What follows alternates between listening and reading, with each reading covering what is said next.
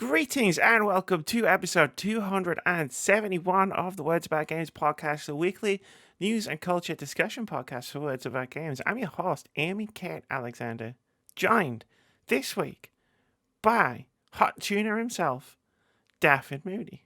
How are you doing? I'm not bad, Pikachu. How are you doing? Pikachu. Pika. Because it's Friday. You know what that means. I'm having a normal one, as you can see. Very normal indeed, no doubt about it. You know what else is normal? My addiction. Oh, yeah. Captain Carter. I'm not seeing the episode, but I approve. Captain Carter. I like all You would love Carters. the episode. Captain Carter from Marvel, Captain Carter from Stargate. Don't really go wrong with a Captain Carter. You cannot go wrong with a Captain Carter. But you've ordered more. You said on Twitter. Yes, I've ordered more. What the fuck? I changed it up though. I haven't gone Marvel or MCU. I've gone Star Wars now. Okay. But I've kept in the same family in Disney, so Yeah. Just a Disney collector. Oh yes. Cool. I'm going a shopping Disney on fanboy. Sunday, so God knows what I'm going to end up with.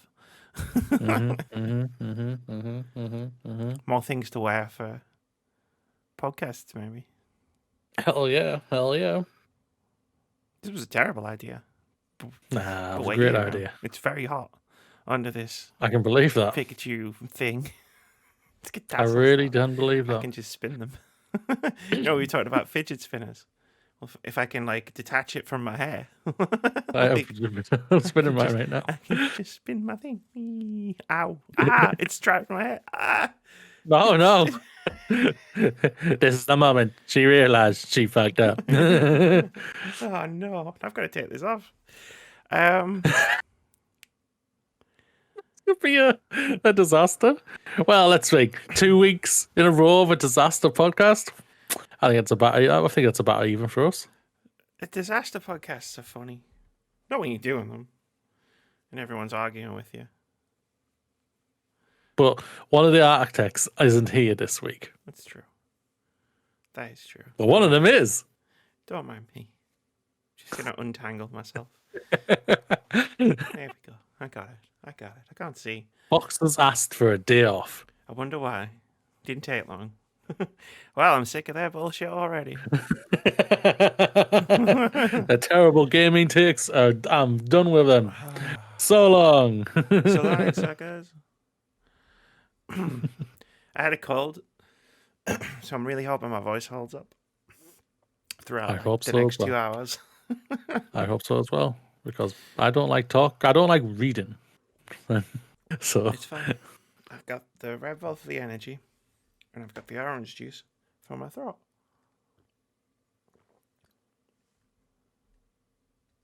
Everything's fine.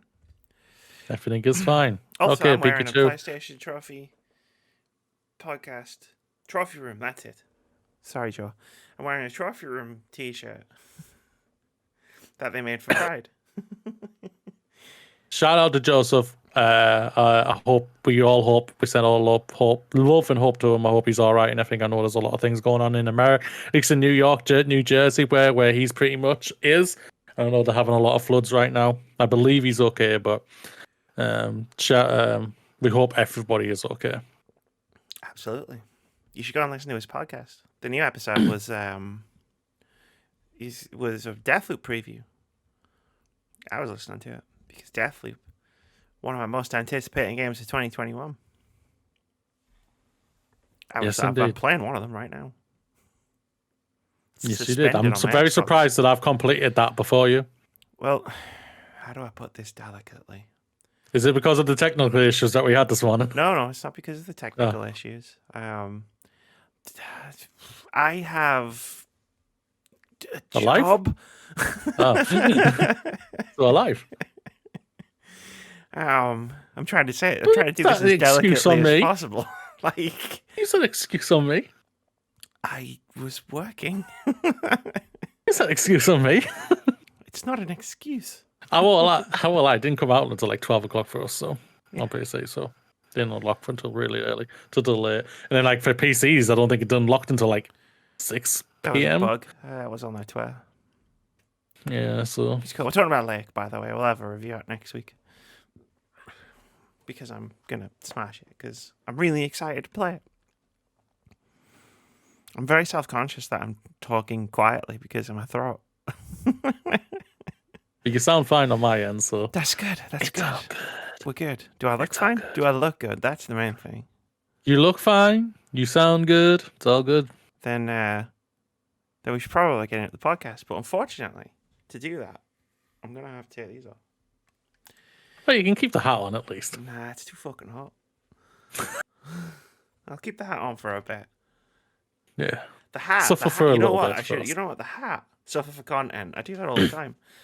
Yeah. The hat would be brilliant for like the January podcasts, right?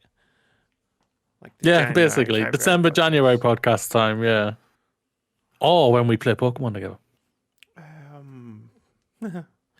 And Amy's like, Moody, I've got something to tell you. Elden Ring time, baby. no, there's November. The Pokemon game's in November. November one. But there's other games. Yep, I know there's other games. For the amount of Pokemon merch I have, I've only played one, right? That's really weird. I know you've got so much, yet you've only played one freaking game. Turns out I like Pokemon more as a concept. I like Pokemon, the creatures, rather than Pokemon, the video games. Even though I can't really, because I've never played them. Never had a console before until the Switch version came out. That's fair. Ooh. But Amy, before you melt, how about we crack on? Before I melt, okay. I'll get my TARDIS. It's right here. I knew you had one right next to you. Oh, I've seen your new setup. Hold on, wait. I can do better. Because I have the screwdriver too. It doesn't make noise anymore. I found it after like a couple of years of not knowing where it was. And I found it and I went, oh, cool. And I pushed the button and instead of it making the screwdriver noise and lighting up, it just made this really like high pitched like, and then it wouldn't stop until I jammed a screwdriver into it and broke it. I'm talking like I waited like 15 minutes for this thing to stop. And it wouldn't, so I broke it. Broke it? Oh my goodness. I love when jokes just naturally happen. They're great. There's timestamps in the description below the video on YouTube. And also wherever you get your audio podcasts, whether that's on Anchor, Spotify, Apple Podcasts, Google Podcasts, or a few other podcast services that I've never heard of before. But if you do that, and I appreciate all our audio listeners greatly, but if you do that, you miss the sight gags. You miss the TARDIS gag. You miss what I'm wearing on my head right now. What I was wearing on my face a few minutes ago. Like, we're very visual people, as it turns out. Anyway. Feel like I need to up my visuals next week. Oh no, what have I started? Oh God. Oh no. Oh good God. Huh? Oh, Smeg.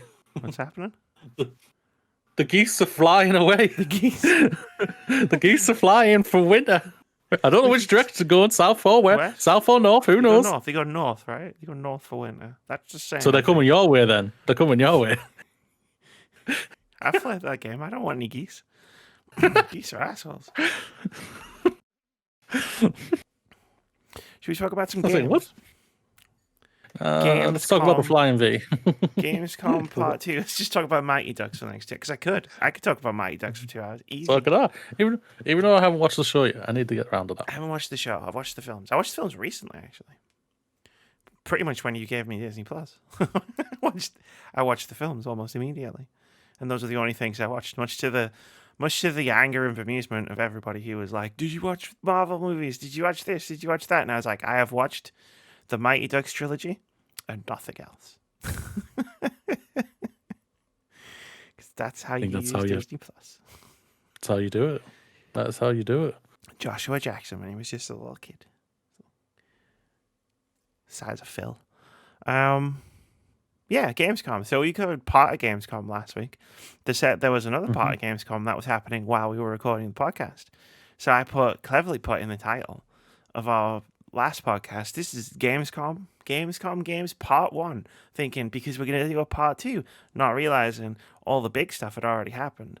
And we'd just be covering the little indie games. But then, Mooney, I realized after that, wait, that means we'd just be covering the little indie games. Those are the best ones. After what I tweeted out this morning, yeah, I agree. So really, genius. Look at me. I'm a genius. You are. It's hard right now. So there was the Future You are a Game Show, genius. and there was the Awesome Indies. I didn't put everything in. I just put things that stuck out to me from both of Okay, these I just things. want to make a caveat. I didn't watch the Future Game Show, just so you know. That's cool. Neither did I. watched the trailers. Future Game Show is cool. Like they always have like voice actors to host it. I Like see this- the one you yeah, you were talking about. Like this one was the voice actors for Lady Dimitrescu and Heisenberg from Resident Evil Village, and it was pretty cool. Like the bits that I saw of them doing their back and forth, I was like, yeah, this is pretty cool. It's cheesy. I don't mind cheesy. I'm wearing a Pikachu hat. So they did a pretty good job. But the first thing I wanted to notice as I was scrolling through, clicking on all these trailers, was there was a lot of Souls-like games. Like there was so many, and it was just, but like, and a lot of them were doing that thing that I talked about in my Bloodborne video at the beginning of the year, where it was like, this game is super difficult, rah! And I was like, it's not the point of Dark Souls, though. That's just part of it. Why do you put emphasis on difficulty? That's the thing you should be emphasizing. No. But sadly, that's what the deficit for a lot of people is to Dark Souls, that they are difficult games and Like everything. you play Dark Souls or Bloodborne, and your main takeaway is, wow, that was difficult. Like, no. There's so much more to them. They're so cool. And you just boil it down to one thing that Makes one them thing. a mixed bag or uncool even. Well, they're never uncool. But sometimes the way people talk about them are uncool. And this is That's true. Saying nothing against the games, I'm sure they're cool. I think I actually put a couple in my bullet points. But like there was a lot. There was a noticeable amount where I was just like, ooh, this is a bit much in it.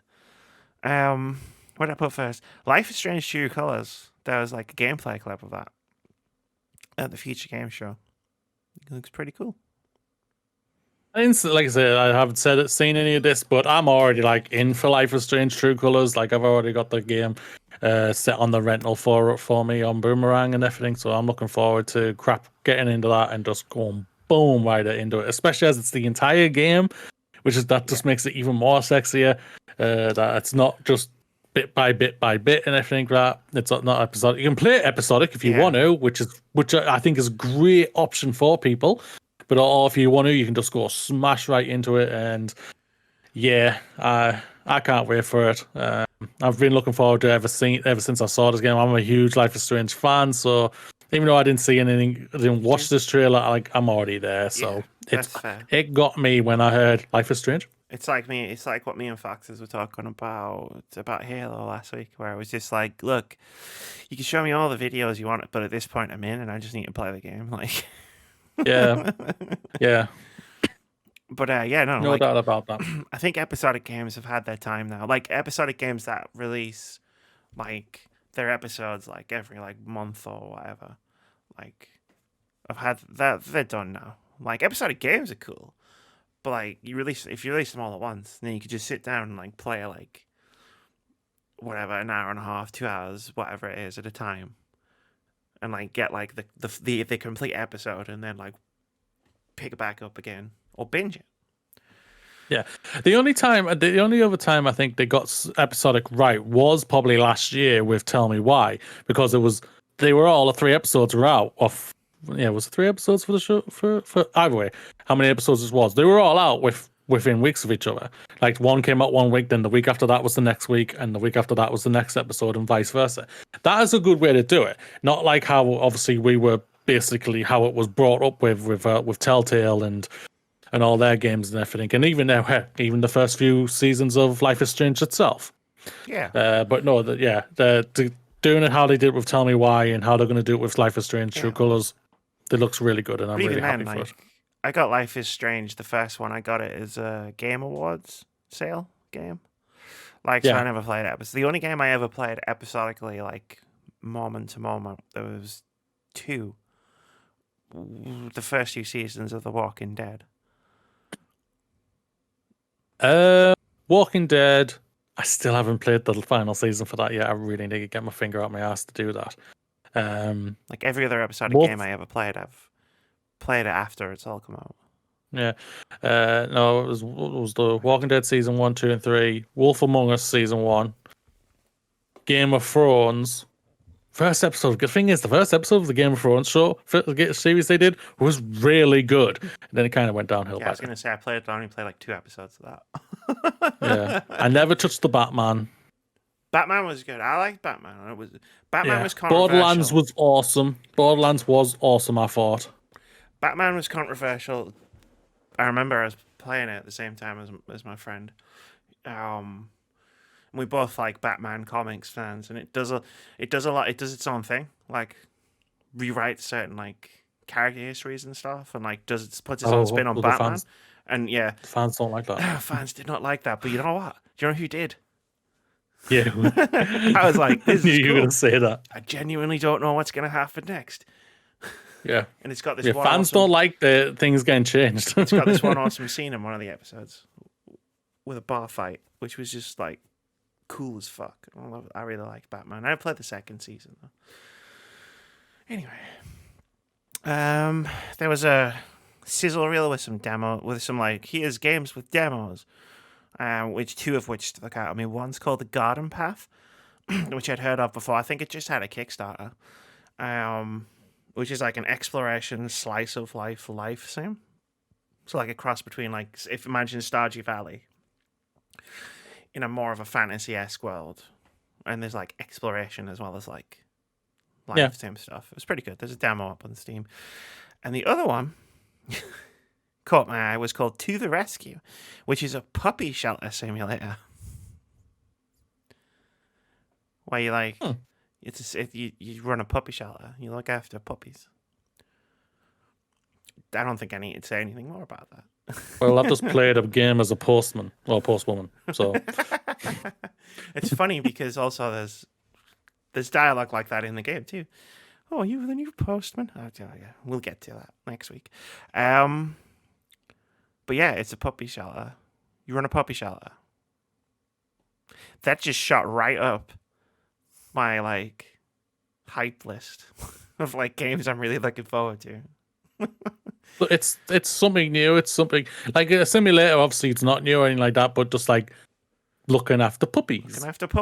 It's like, yeah, like the year and a half we've all had. I want to be driving around a lake in 1986 delivering mail. I want to be looking after cute puppies. Like these are the experiences I feel like I need. That's true. Just something different, something changing it up. Like all you hear these days is the pew pew pew, the first person shooters, the bang bang boom boom boom boom jiggy jiggy jing dong. Yeah, and those are cool games. Some of them. But... Yeah, no doubt at all. You are spot on, and they are cool games. But changing it up and seeing different things as well is just really whets the appetite. Like I was like saying what we said, like on our. Go on, sorry. No, I think we were going to say roughly the same thing. Because I was going to say, like I was saying to you in one of the reviews we did last week, or this week, like the reviews we did this week, where I was like, I don't remember the last time I fired a gun in a game. Yeah. I mean, I do now because I replayed Resident Evil 2 for a video, like the old one. So I fired a gun in that. But like before that, like I don't know. When did I last fire a gun?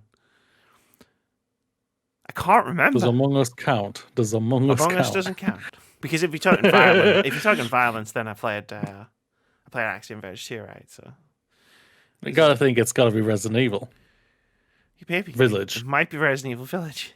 With guns and explosions. I've just left guns and explosions behind. This is now words about wholesome games. We're done with non-wholesome games. You know, when they do a conference next year, we're gonna have to do a live stream for that. I think, yeah. For that one, at least. For that one, I think we should go back. I don't know whether to go back to that or not. We'll talk about it offline. Yeah. Moonglow Bay, speaking of wholesome games, Moonglow Bay is coming out on October 7th in Game Pass. Game Pass is amazing. Game Pass is amazing. It is amazing. I'm looking forward to Moonglow Bay. You go to a village. The description of the game on the start page says the story is emotionally charged, which is cool. But like the premise of the game is like you go to a village in like the 90s, I think it is, and it's like it's on its arse. It's a fishing village, so you go fishing, and like you do fishing stuff, and you try to like build the village back up. Oh yeah, I remember seeing this. It's popped up a The few art times. style's beautiful. The art style looks amazing. So this is up there as far as like Amy's excited for. Yeah. XYZ, like Moonglow Bay is up there. What else stuck out to me? We got Timberborn, which is a city builder, but it's all beavers. So like you're building like your dams and your cities and stuff from the trees, right? But beavers. You're bee building, huh? You're bee building. I didn't know if that would work or not. We be building. We be building. We building. No, it doesn't work. Yeah. I'm looking forward to it. It's coming out early access. A simulator game, like they are like they've got their niche and everything, and all of them always try something new here, and they're trying something new here to make it. Obviously, the big new thing is obviously build beavers and everything like that. But I can get addicted just to building their place up. So yeah, right. But like it works. It works. What I'm noticing is because really, right, these bullet points are cool games that I saw last week. But I think these bullet points are a dive into my head. Subconscious. Because obviously I didn't put everything on the list. So this is just what caught my eye out of all of the things that were at both shows. Like Mythbusters, the game. This is going to be a thing. Remember when Mythbusters was like huge? Because it was for a while over here. Like Mythbusters was massive over here for a while. No, I won't lie. I will not. I do not remember that. And I was just like, But it just came I know up of the show and everything like that. But it just came up and it was like Mythbusters, the game. Like that's gonna be kind of educational. you would hope so. Hope it works for everyone when it needs it. Yeah, I mean, I don't know if I'm ever gonna. I don't know if I'll play it or whatever, but it started out right. Yeah. Just for being like, whoa, that's a weird license to like make a game out of. Another one guy who was on it, he's a host on it. He's really cool on Twitter. Like, I can't remember his name though. Bomb Rush Cyberpunk popped up again. Me and Fox has talked about that last week. It's still the coolest name for a game ever. I love the name Bomb Rush Cyberpunk. I could say it all day. Just never get bored of it. But we talked about it last week. Jet Set Radio like looking game.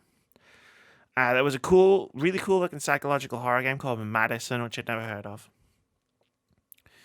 Because I realized I say it's almost spooky season. As far as I'm concerned, it is spooky season. But like, there's not that many horror games like coming out in October, like confirmed so far. Yeah.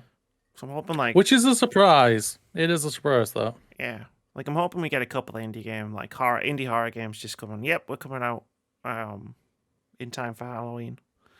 Because Madison says coming soon, so I think they're aiming for it. If you're a horror game, you gotta be aiming for October, even if you don't. You gotta aim for the horror part. Yeah, you gotta aim for it. It'd be Um, silly not to. yeah, absolutely. DokeV, which I looked up.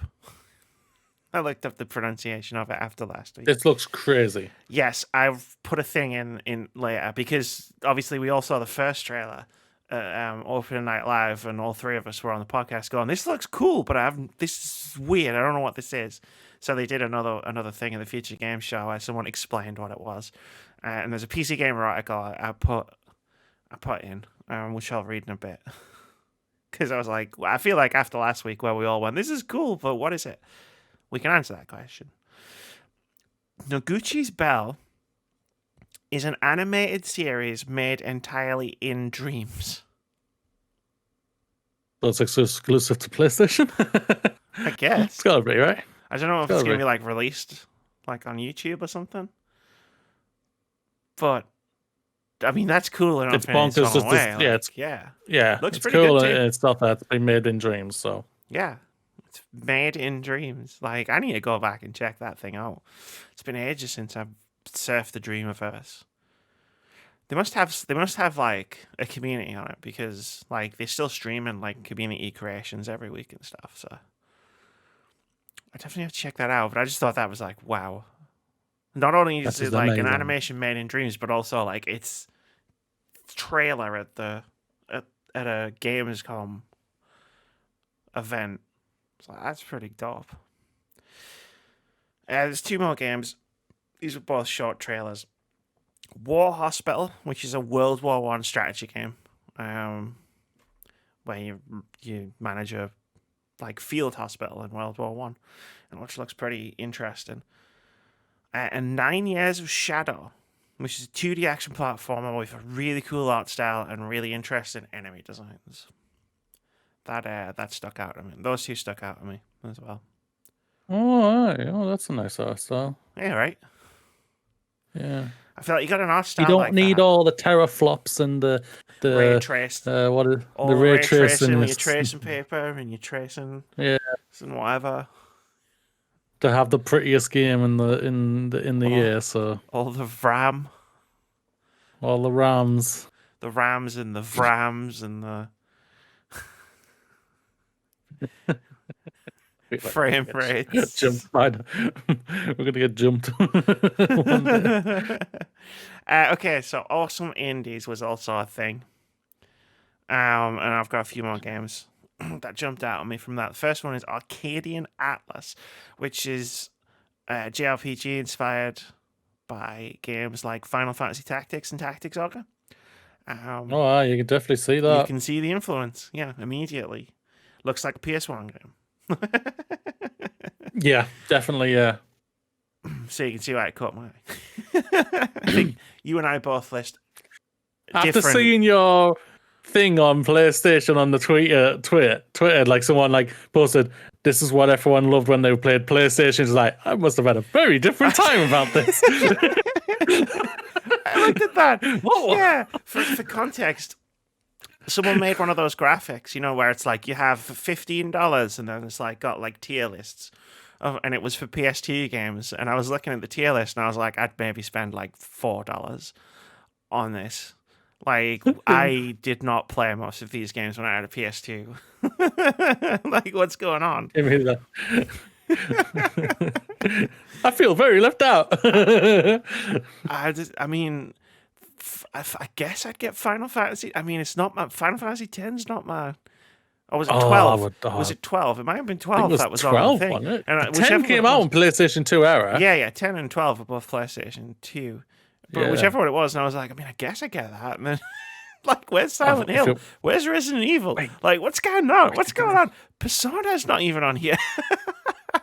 Did they have the Final Fantasy 12 instead of 10? Are you kidding me, for God's sake? I think so. 10's better than 12 by 10,000 miles. Yeah. Well, I mean, yeah, I suppose. I'm going to be honest, I didn't make much of a dent in Final Fantasy 10 or 12. That's fair. What looks good? The game. Sorry, Arcadian Atlas does look good. What else we got? The Serpent Rogue. I don't know much about this because I was going off the trailer, and the trailer looked interesting. The art style looks very the art style is interesting. really cool. Like, he plays a plague doctor. It's like a gothic world. He was fighting skeleton dogs at one point. And then just towards the end of the trailer, like, crafted, like, because he had his little plague doctor stand, and he crafted like a potion, drank it, and then turned into like a big fuck off like thing, and started beating the shit out of a big monster. Like at the end of Power Rangers, you know, and Now he called his Zord, did he? yeah, when she throws the thing and it's like, I'm gonna make you big, and then it makes it big, and then the Power Rangers are like, oh no, what do we do? And then they're like, well, we've got a giant robot. Oh yeah, we got robots as well. Get our robots now. We've got giant robot dinosaurs. And then you listen to the Power Rangers theme tune for the next like 4 minutes. Yeah. It's just like, wow, they really padded this out. There's maybe like 5 minutes of an episode in this episode. Red Ranger for the win. Yeah, Pink Ranger was cool. Blue Ranger was cool, but because he was a nerd. They were all cool. Let's just be frank. Yeah, that's true. They were all cool. All Power Rangers. And then the Green Red. Then Tommy turned up, and then he just made them cooler. It was the hair. And then he left, and then they stayed cool. And then he returned and made them cool again, and kept them even more cool. So it was all cool. It was the hair. It was the hair. It's got to be the hair. I watched and then he could jump and spin at the same time while kicking somebody. Yeah. I watched a lot of Power Rangers when they did it on Twitch, you know, and they were like, they showed the entirety of Power Rangers on. Oh God, yeah. Twitch a while ago. I watched a lot of the original series, like the old school. Like whenever I was dated as hell, like. Oh God, yeah. But whenever I was like, it has not aged well. Whenever I was just between things, or like I needed something on, I would just pull up Power Rangers and just put it on in the background. And be like, fuck, I remember this. Anyway, the Serpent Rogue is nothing like Power Rangers. But it looks really cool. Wait, is this Serpent Rogue about Power Rangers or? It's like a gothic horror game with a neat art style. Someone's gonna play it and message us. Yo, you said this was like Power Rangers. No, we did not. I feel like maybe like the PR person for the Serpent Rogue is gonna be like, oh my God, they talked about Serpent Rogue. This is cool. And then it's just gonna have their head in their hands as they watch us talk about Power Rangers for 5 minutes. Like, oh God. That's the kind of podcast you tune into, baby. But no, the Serpent Rogue looks really cool. Again, stood out to me, like amongst like a lot of indie games. He plays a doctor. He plays a plague doctor. With the mask. I was going to say, who has a plague? There Is No Light is another one that stood out to me. Like, I realized that the plot of the game is John Wick. Essentially. So someone killed his puppy and he goes hunting for the enemies? Considering this is also a horror game, we're not going to talk about John Wick for the next 5 minutes. But it's his daughter, like some ancient elder god in a post-apocalyptic Lovecraftian-esque world. And he worshipped the god, thinking it would protect him. And then it took his daughter, and then he's like, well, fuck you and fuck everybody who follows you. And then the entire trailer is just him like destroying like everything. And I was like, John Wick. And then there's a scene where he's like, I keep getting asked if I'm back. I've never gave an answer. Well, yeah, I think I'm back. It's pretty cool. Like, it's got really nice pixel art. The boss designs look interesting. Like the creature designs and the boss designs look really interesting. Yeah, going off on the pictures, like I said, I haven't watched any of this yet, so going off the pictures, what I'm saying right now, they do look really good, and I do like pixel art games. So, and indie games, it's great Venn diagram. Tandem Tale of Two Shadows looks like a pretty cool puzzle game where there's like you play as like it's top down, and you've got the girl you control through like the levels and stuff, but then like you can switch to another character who's like on the wall, but like still like it's still top down, but it's like a 2D platform type situation. Yeah. And it's like play from the two different perspectives, solve puzzles to progress, manipulate the shadows so that the creature on the wall can like move around. Seems like a really interesting concept. It's also a bit horror-y.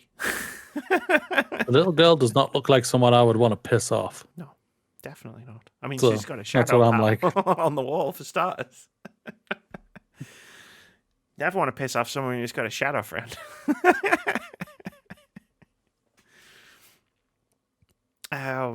Yeah, all these games I've either dropped in our Discord or I've added to my wish list, or both. You should always add, if you see an indie game that you really like the look of, even if you're not sure if you're going to buy it or not, you should always add it to your wish list on Steam because it helps the developers. And then you get a nice notification and an email when it comes out, and you go, oh shit, that's out. And then maybe you buy it. It's happened to me like 4 times this year, where I've gone, oh shit, it's out. Oh, only 4, huh? Only 4. Well, yeah, I'm pretty clued into the fucking releases of video games. They don't surprise me too much, unless it's a Nintendo Direct. I'm just waiting for the one drop that's going to make Amy literally call in sick for it. Yeah. I can't come into work. What's wrong? Yeah, sorry, boss. Dead. I died. Bye. I died. I died. Bye. See you in a week. Wait, what? Don't ask questions. Just accept it. Just accept it. Ignore Twitch. Just mourn me for a week, and I'll see you in a week. And I'll see you in a week, okay? Okay, good. Is it bad that I'm still holding out hope for that game coming out this year? Like, it can happen. It's an indie game. It can definitely happen. And there's 3 more months left in the year, so... There's got to be a Nintendo Direct. There's always been, for the last 5 years, there's always been a Nintendo Direct in the first couple of weeks of September. There's the PlayStation one next week. Maybe they say, we got it as well, and it comes out now! But, like, there's going to be a Nintendo Direct. They're going to talk about the last few months of 2021, and I'm just like, they could do it. They could do it. And then Amy will be like, this is the game that's going to win me Fantasy Critic because the rest are killing me right now. We'll talk about Fantasy Critic when we get to OpenCritic. I've got some words for some game critics. Oh, it's subjective. Subjective. I've still got some words, though. Subjectively shove my foot up their subjective asses. Here's a You suck at parking. I was about to say, here's a non-horror game that stuck out. I mean, You Suck at Parking, which just looks bonkers. It looks ridiculous. I don't mind changing crazy new concepts, and this looks bonkers, and I like to look at it. So yeah, it's like extreme parking. Add it to the wish list, ladies and gentlemen. Extreme parking. Like, I'll check it out if I've got the time, for sure. Like, it looks really fun. Like, sometimes video games can just be fun. Wait, what? Wild concept, Wait, right? what? They don't have to be anything else. Some video games can, in fact, just be fun. But I don't want fun. I want emotional torment and gameplay that does things to me that nothing else does. Well, you can have that too. Okay. And I'll suck at parking. Yeah, it's like extreme parking. So it's like you do like jumps and stuff, like, and basically you have to park in a spot, but there's like jumps and explosions and flips, and it's like zoomed out, sort of like to side-on perspective type thing. It looks really cool. Thymesia, which I think Fox has mentioned last week, and I completely blanked on because I had not heard of it yet. Had a trailer at Awesome Indies, and it looks Bloodborne-esque. Team 17. I love that developer. Please hire me one day. But I love that developer. Please hire him, but also let him continue to do the podcast and review games. Thanks. Yes. But no, yeah. I'm always been keeping an eye out like for Team 17 games and everything like that. So I've had my eye on this for a while, even though it's very Bloodborne-ish or Dark Soul-ish. I'll give it a squirt. Yeah. And it was one of 73 Souls-likes that I saw. Only 73? I know the industry slipping, but last year I had 74. Don't worry. We'll go out and we'll go get you a 74th one. That's when Nintendo comes along and goes, Hollow Knight? That's what's going to do to you, innit? I'm hoping PlayStation go Bloodborne 2 next week. Or Bloodborne spiritual successor. And there you go, there's 74. The Last Oricru.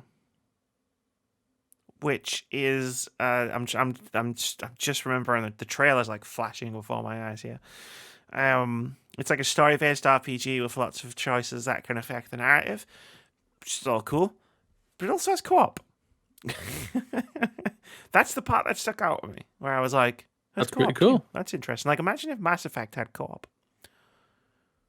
No, It'd be weird, wouldn't it? I can't. Like, if Mass Effect 4, well, 5, depending on how you number it, had co-op, I'd be like, I know, I've seen people arguing about that. I'd be into that. Like, I'd seriously? have to try it. Because that I would sounds try it. interesting. Like, imagine like a narrative-based game, and I'm sure this might not be where the last Horror Crew is going. It might just be, oh, people can take control of your party members and you do all the story stuff. But like, imagine like a Mass Effect style game where it's like 2 people, say, me and Moody, going through the story, but like, and we have our own like cutscenes and interactions and dialogues and stuff. We do like a story cooperatively. Not gonna lie. That's a game I think we will get eventually, but that's a game that's... Not gonna lie, that's probably not the last Horror Crew. And now that I've said it, I want it. It's like you had a little bit of that in the Divinity games, where like you could play them co-op, because it was like 2 main characters in Divinity Original Sin, and like each character could like respond to like at different times to certain dialogues, and 2 different players chose the dialogues and stuff. But there wasn't like a huge impact on the story. But like the game I'm describing doesn't exist, and I want it to exist. Game developers, if you happen to be watching this segment and you think I could make that, make it. No, I've been waiting for a Mass Effect Star Trek game. We all are. But I haven't got it. Like, you can have that one for free. I'm still waiting for it. You can't have the Star Trek one for free because, licenses and stuff. But yeah, Paramount and pretty sure Activision who have that. Oh, God.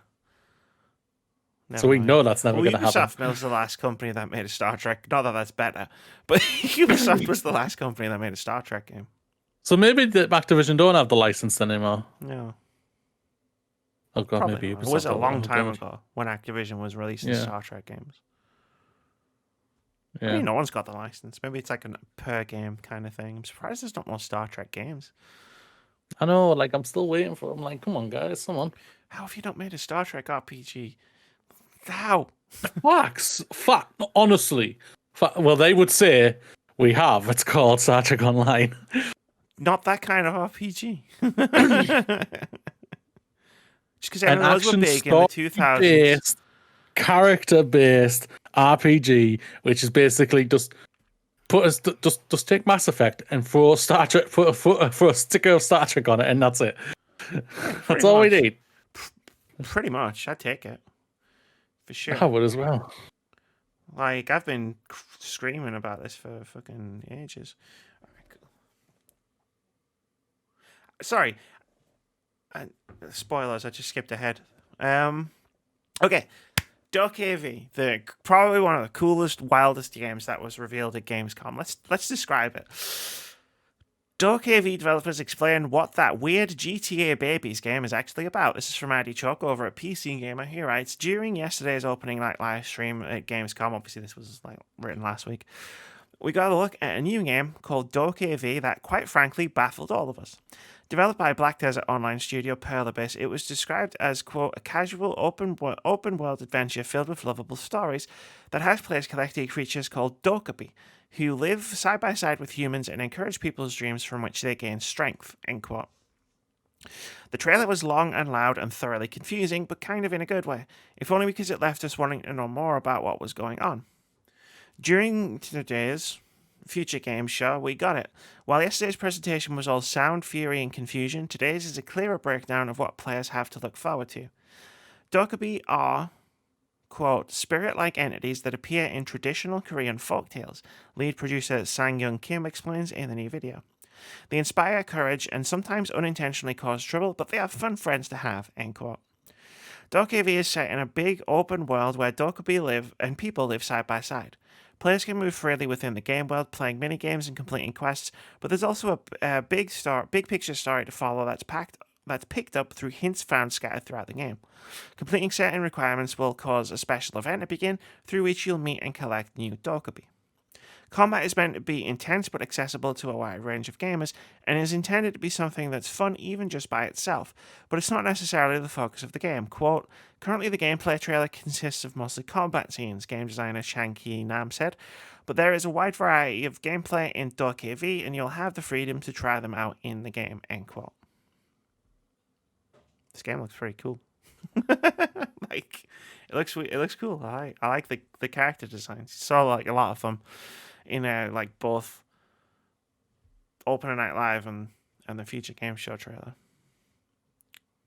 Yeah, it was one that stood out for a lot of people, and that was like that's a great thing to see. That's what you want to. What's what you definitely want to hear, especially when it's surrounded with all the big quote unquote triple A games and everything. Can see this one's sticking out there for people, and that's fantastic to hear. It's very interesting what they're saying about the gameplay and everything, and I'm very interested to see what they're going to do with it. I'm interested in what they're going to do with the game, and I can't wait to see what they do. Games are cool, ladies and gentlemen. Games are cool. Games are cool and they're varied. I love games from other cultures that draw from like their own culture. You know, it's like they're talking about DokeV. It's like a Korean folklore thing. And it's like cool. That's cool. I didn't know anything about that, but I want to. Like, even if it's like reacting, like learning about it in the medium of like this video game, that's still pretty cool. Like, there was this horror game that came out a few years ago called Dread Out, which it was an okay horror game, but it was based on,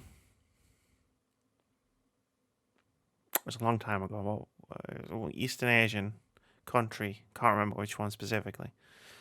It's based on their folklore, so like all of the ghosts and like the supernatural stuff like was all like very different to what I'd experienced before in like video games, because obviously like a lot of Western horror games, right?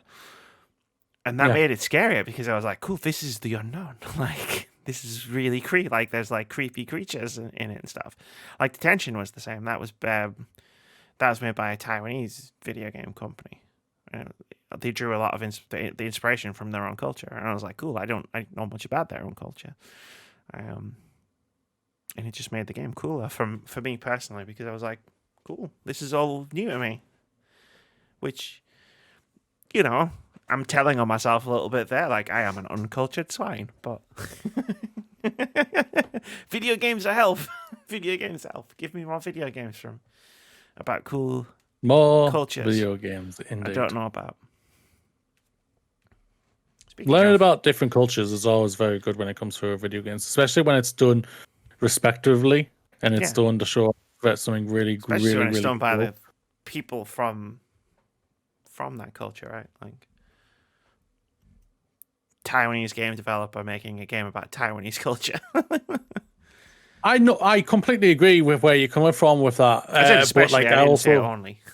yeah. No, I completely agree where you're coming from with that. But like also, like I'll shout out like Sucker Punch with like Ghost of Tsushima. That like when it comes to just Japanese heritage and that, and how the Japanese culture when it comes to like samurais and everything like that, that was incredibly well respectful to going off from the samurai culture, to what I can tell, and they did an incredible job of that. There's no doubt about it. But yes, I also agree that having it from the person who's lived in that culture, is something I think no one should ever scoff at that in any developer. Like if you have that heritage and you know how to be able to implement it properly, then that's a great thing to go for. So, hell yeah.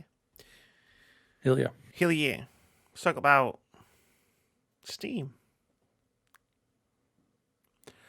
Steam's 2-hour refund policy continues to hurt developers of small games. This is from Natalie Flores over at Fanbyte, who writes, Steam's refund policy can be incredibly useful in helping you save money on games that aren't for you. Excuse me. Unfortunately, despite good intentions, it disproportionately impacts developers of smaller games.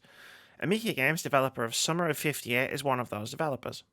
On August 26th, they announced they will be taking an indefinite hiatus from game development because of the impact the policy has had on their game. Quote, Friends, thank you for your support I'm leaving game development for an indefinite time to collect my thoughts, writes the developer behind Amica Games in a tweet.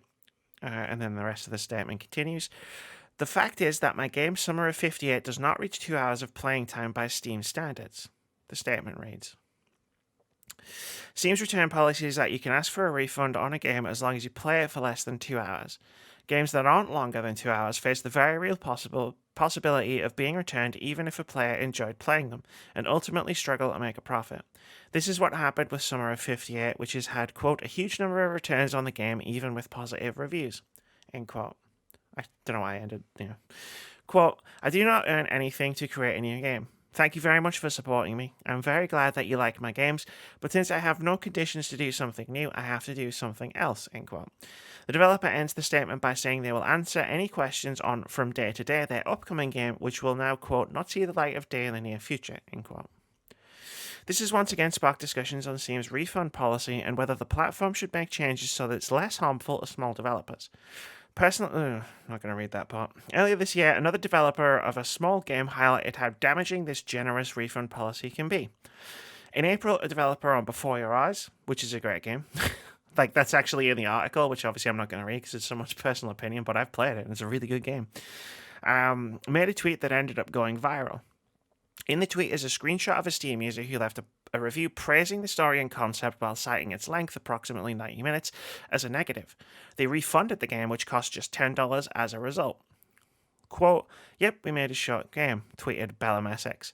I think there should be more short games. I think short games shouldn't get refunded for delivering an amazing experience, end quote. This prompted a passionate response from the community, resulting in over 30,000 likes as of the writing of this article, and many extra eyes on Before Your Eyes. I see what you did there, Natalie. It's a good one.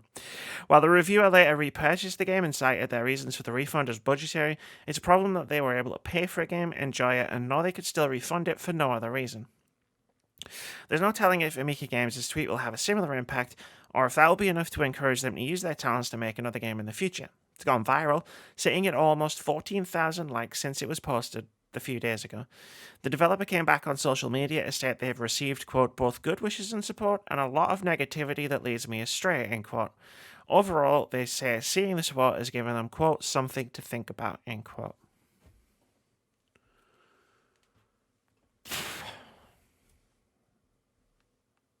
So, first of all, idiots being idiots is literally just stop it. Like, if you didn't like a game, that's fine. There's no problem with that. It's all subjective when it comes to that. But don't be an asshole going online to tweet at the person who's made the game. The negativity didn't come from like people not liking Summer of 58. Then I've been following this since it happened because it ended up on my timeline. People were being negative because they were accusing the developer of engineering this situation to get more sales for their game. That's what happened. So that's worse. You cut out a lot on my end when you were talking there, so that's why I was a little confused. All right. Okay, so I was like, because I listened to you not reading it.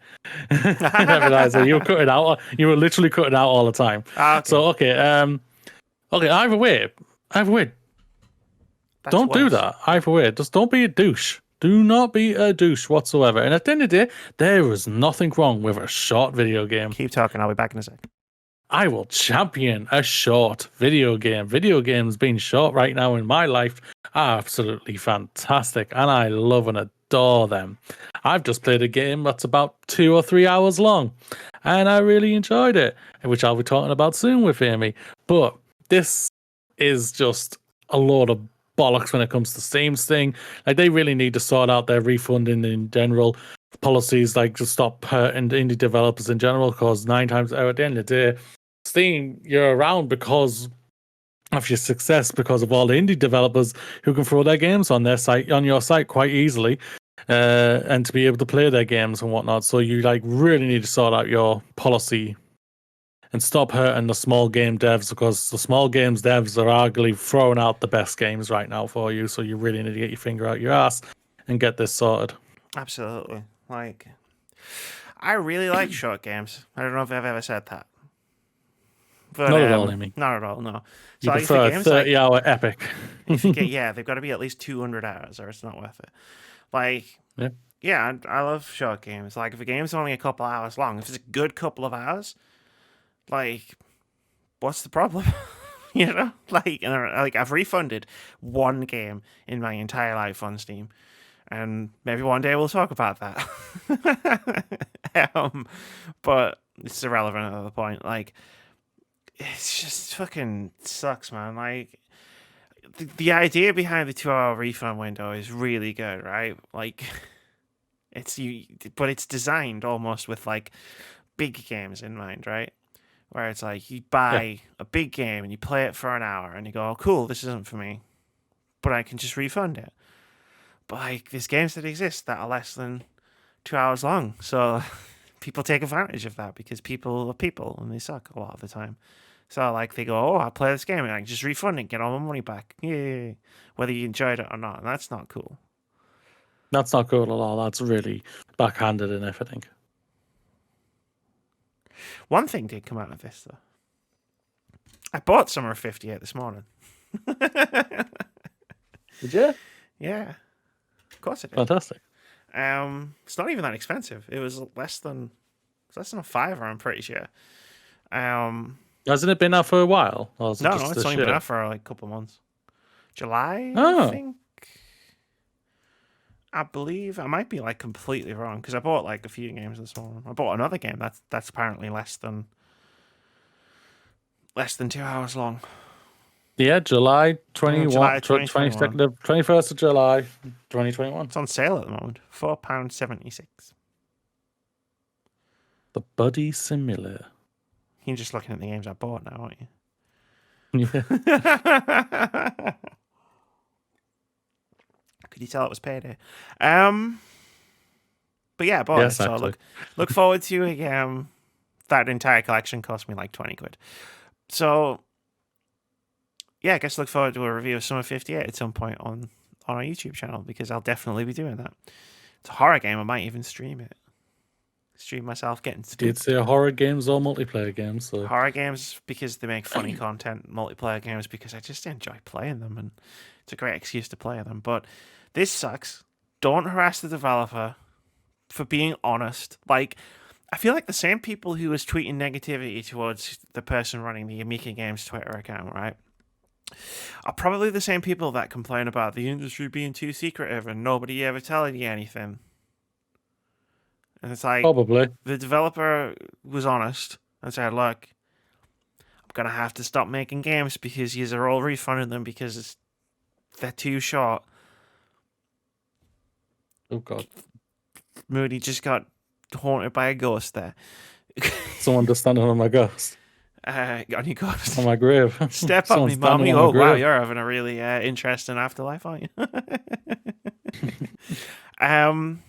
Yeah, it's just a developer being honest about a bad thing, but it's cool with developers being honest is good. That's true. So fuck I want you. to be honest. Jesus. Yeah, so fuck you, gamers, capital G gamers. You've got all the idiots from the big companies who come out and you just literally see them and you go, do I think you're honest? 9 times out of 10 when it comes to the big developers, we just go, you don't look like an honest person. You don't look like a person I would go down the pub with and have a pint. You look like a person that's trying to sell me a car. And I don't want to buy a car. And I don't drive. Yet you're still going to try and sell me a car. But yeah, don't refund games if you played a game from start to finish and it's less than 2 hours and you've enjoyed it, don't refund it. Just don't support small developers. Just don't be that person. I've played games that were less than 2 hours that I didn't enjoy and I didn't refund them. The quality of the game really doesn't matter. Like, if you buy a game and you play it and finish it, Steam needs to look at this refund policy. Most definitely. Most definitely. Works really well for a game like Outriders. Pretty terrible for a game like Summer of 58. don't think it has worked out well for Outriders though, for what how we spoke about it last week. So not like that.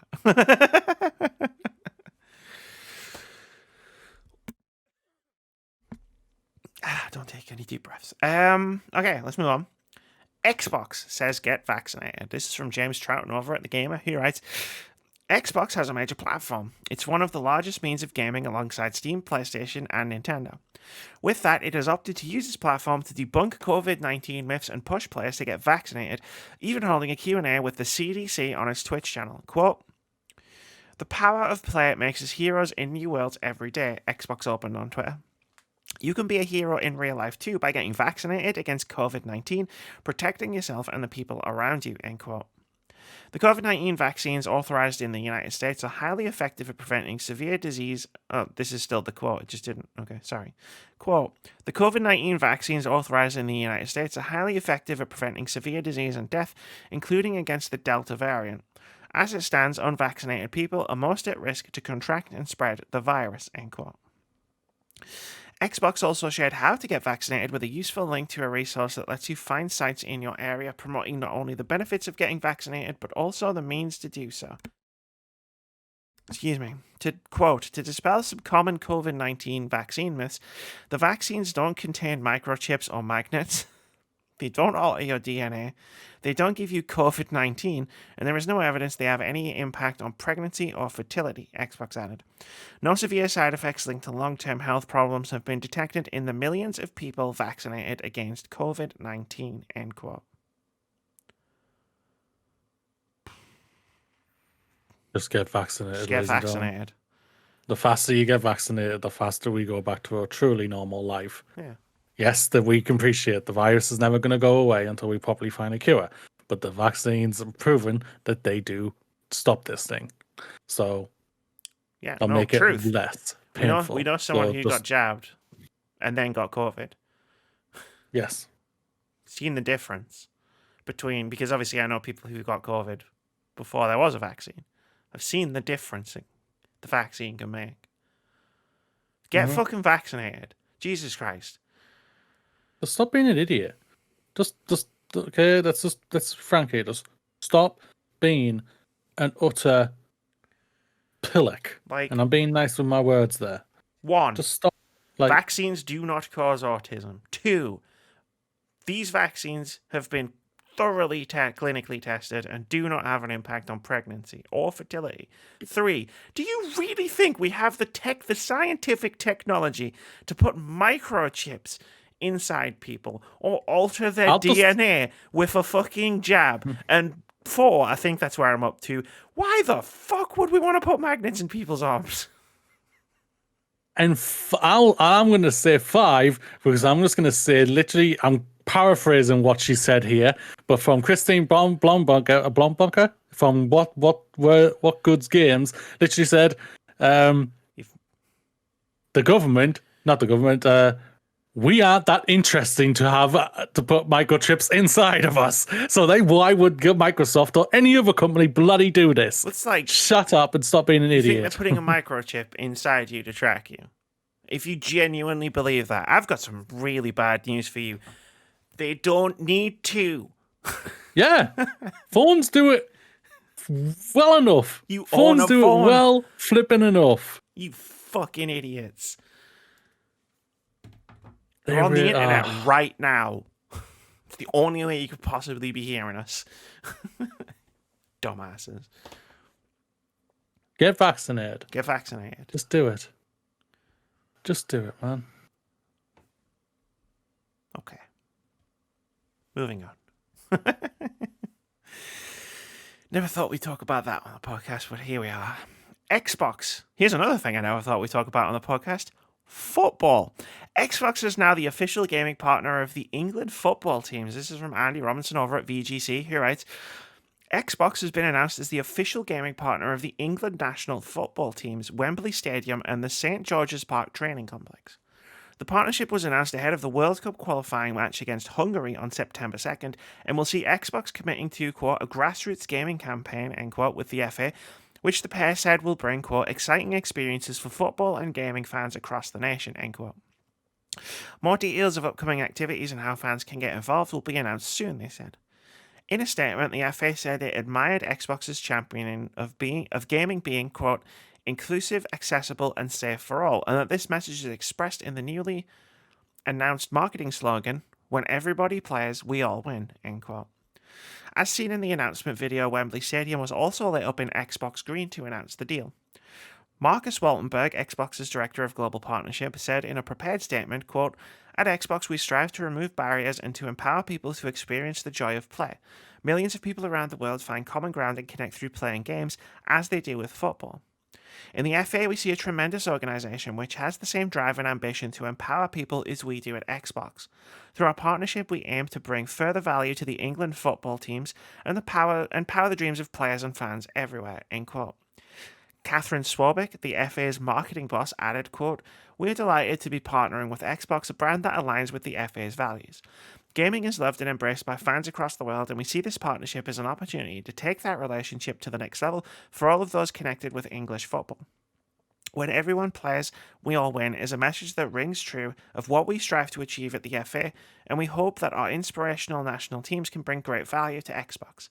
As a not-for-profit organisation, commercial partnerships are vital in allowing us to continue to invest millions into all levels of the game, so we thank Xbox for that support, end quote. This is cool, there's no doubt about it, but I just want to change one thing about that little article. The FA is not a tremendous organisation. It's actually a very corrupt organisation, but either way, okay, I don't know this anything is still about very. Well, I know a little bit. This is still very cool either way. Xbox is just they're really expanding in many ways just to get to like right now. So basically, every time an England games happen, the marketing's gonna be pushed. You're gonna see Xbox every single time, all the time, and that's great marketing because football is one of the biggest pastimes out there for people to watch. Like there's a game on now, I'm pretty sure, Amy, and I'm pretty sure like millions and millions will be watching that. So to know millions of people ahead of the World Cup qualifying match against Hungary on September 2nd. It is September 2nd. Yeah. Yep. So like millions of people are gonna see marketing for Xbox. Those are millions of, I would say above 50% are probably casuals. And I don't mean that in a bad way. We never mean casual gamers in a bad way on this podcast. Ever. Both of us. We're fans. Pardon? I'm saying we neither of us ever mean casual in a bad way. I'm just saying for people in general, because I know of people who say, oh, the casuals, they aren't gamers, are they? But I'm just meaning for context and everything like that. I wouldn't want anyone to come out and say, well, the casual gamers aren't gamers. I was giving the context, but clearly Discord's having a moment. You keep cutting out on my end. This is what I'm saying. Like, we did this thing where you were like, "Oh, we could use the voice chat channel in the private Discord server," but it feels like that's a terrible option that we constantly have issues with. Well. Yeah, it's almost Thursday. It's weird, but no, yeah. Going back to what we were talking about. Yes, this is like just marketing wise, this is fantastic from Xbox, and if it is pumps a lot of money in to help like the grassroots. And helps out like other things that are like the English footballers trying to sort out and everything like the race kick out racism and all like that. If I can help with that as well, fantastic as well. So Xbox, you get a cool thumbs up from me. Yeah, I like this. Like what the hell? Let's say 2. I'm holding a pair of sunglasses on my other hand. Yeah, like you know me, I don't know much about football, right? Although, I am going to see Durham women's football team play football with Phil sometime. It's cheap. It's fun. Why not? It's buff ladies playing sports, Moody. I'm not saying there's nothing wrong with buff ladies playing football, Harry. That's just like, you're going to see a football game. I'm going to watch it. I'm going to watch it for the plot. For the plot, yes. The plot. The plot. Just like I'll be watching next year's Women's World Cup for the plot. Definitely for the plot. I watched some of the Olympic women's football just gone. There was some For the plot. interesting. There was some interest. Well, I actually was watching it for the plot. There was some interesting lesbian storylines that emerged from that World Cup. So I was actually watching that for the plot.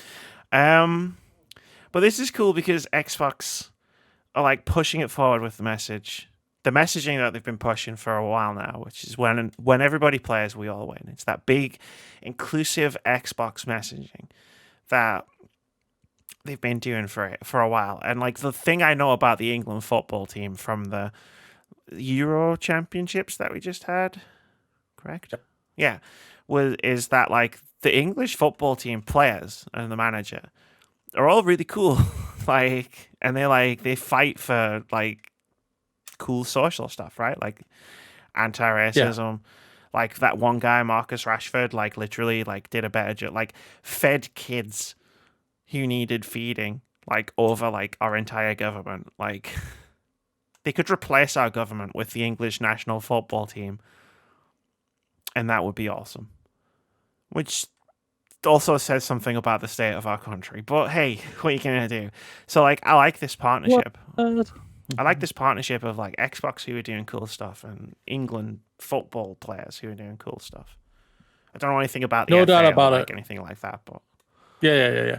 No. That was just me. Therefore, like a very mixed for a lot of people. So, like sometimes people say they don't do stuff. Sometimes they say they do stuff or whatever. so And would it's you like say they aren't doing enough. would you say the FA do sweet FA?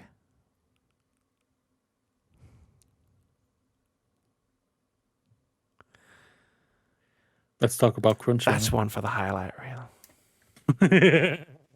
Naughty Dog co-presidents on crunch unionization. This is from Brendan Sinclair over at GamesIndustry.biz. He writes, Naughty Dog's stance on crunch is once again under scrutiny as the studio's co-presidents Evan Wells and Neil Druckmann addressed the topic in an interview with Game Informer this past weekend.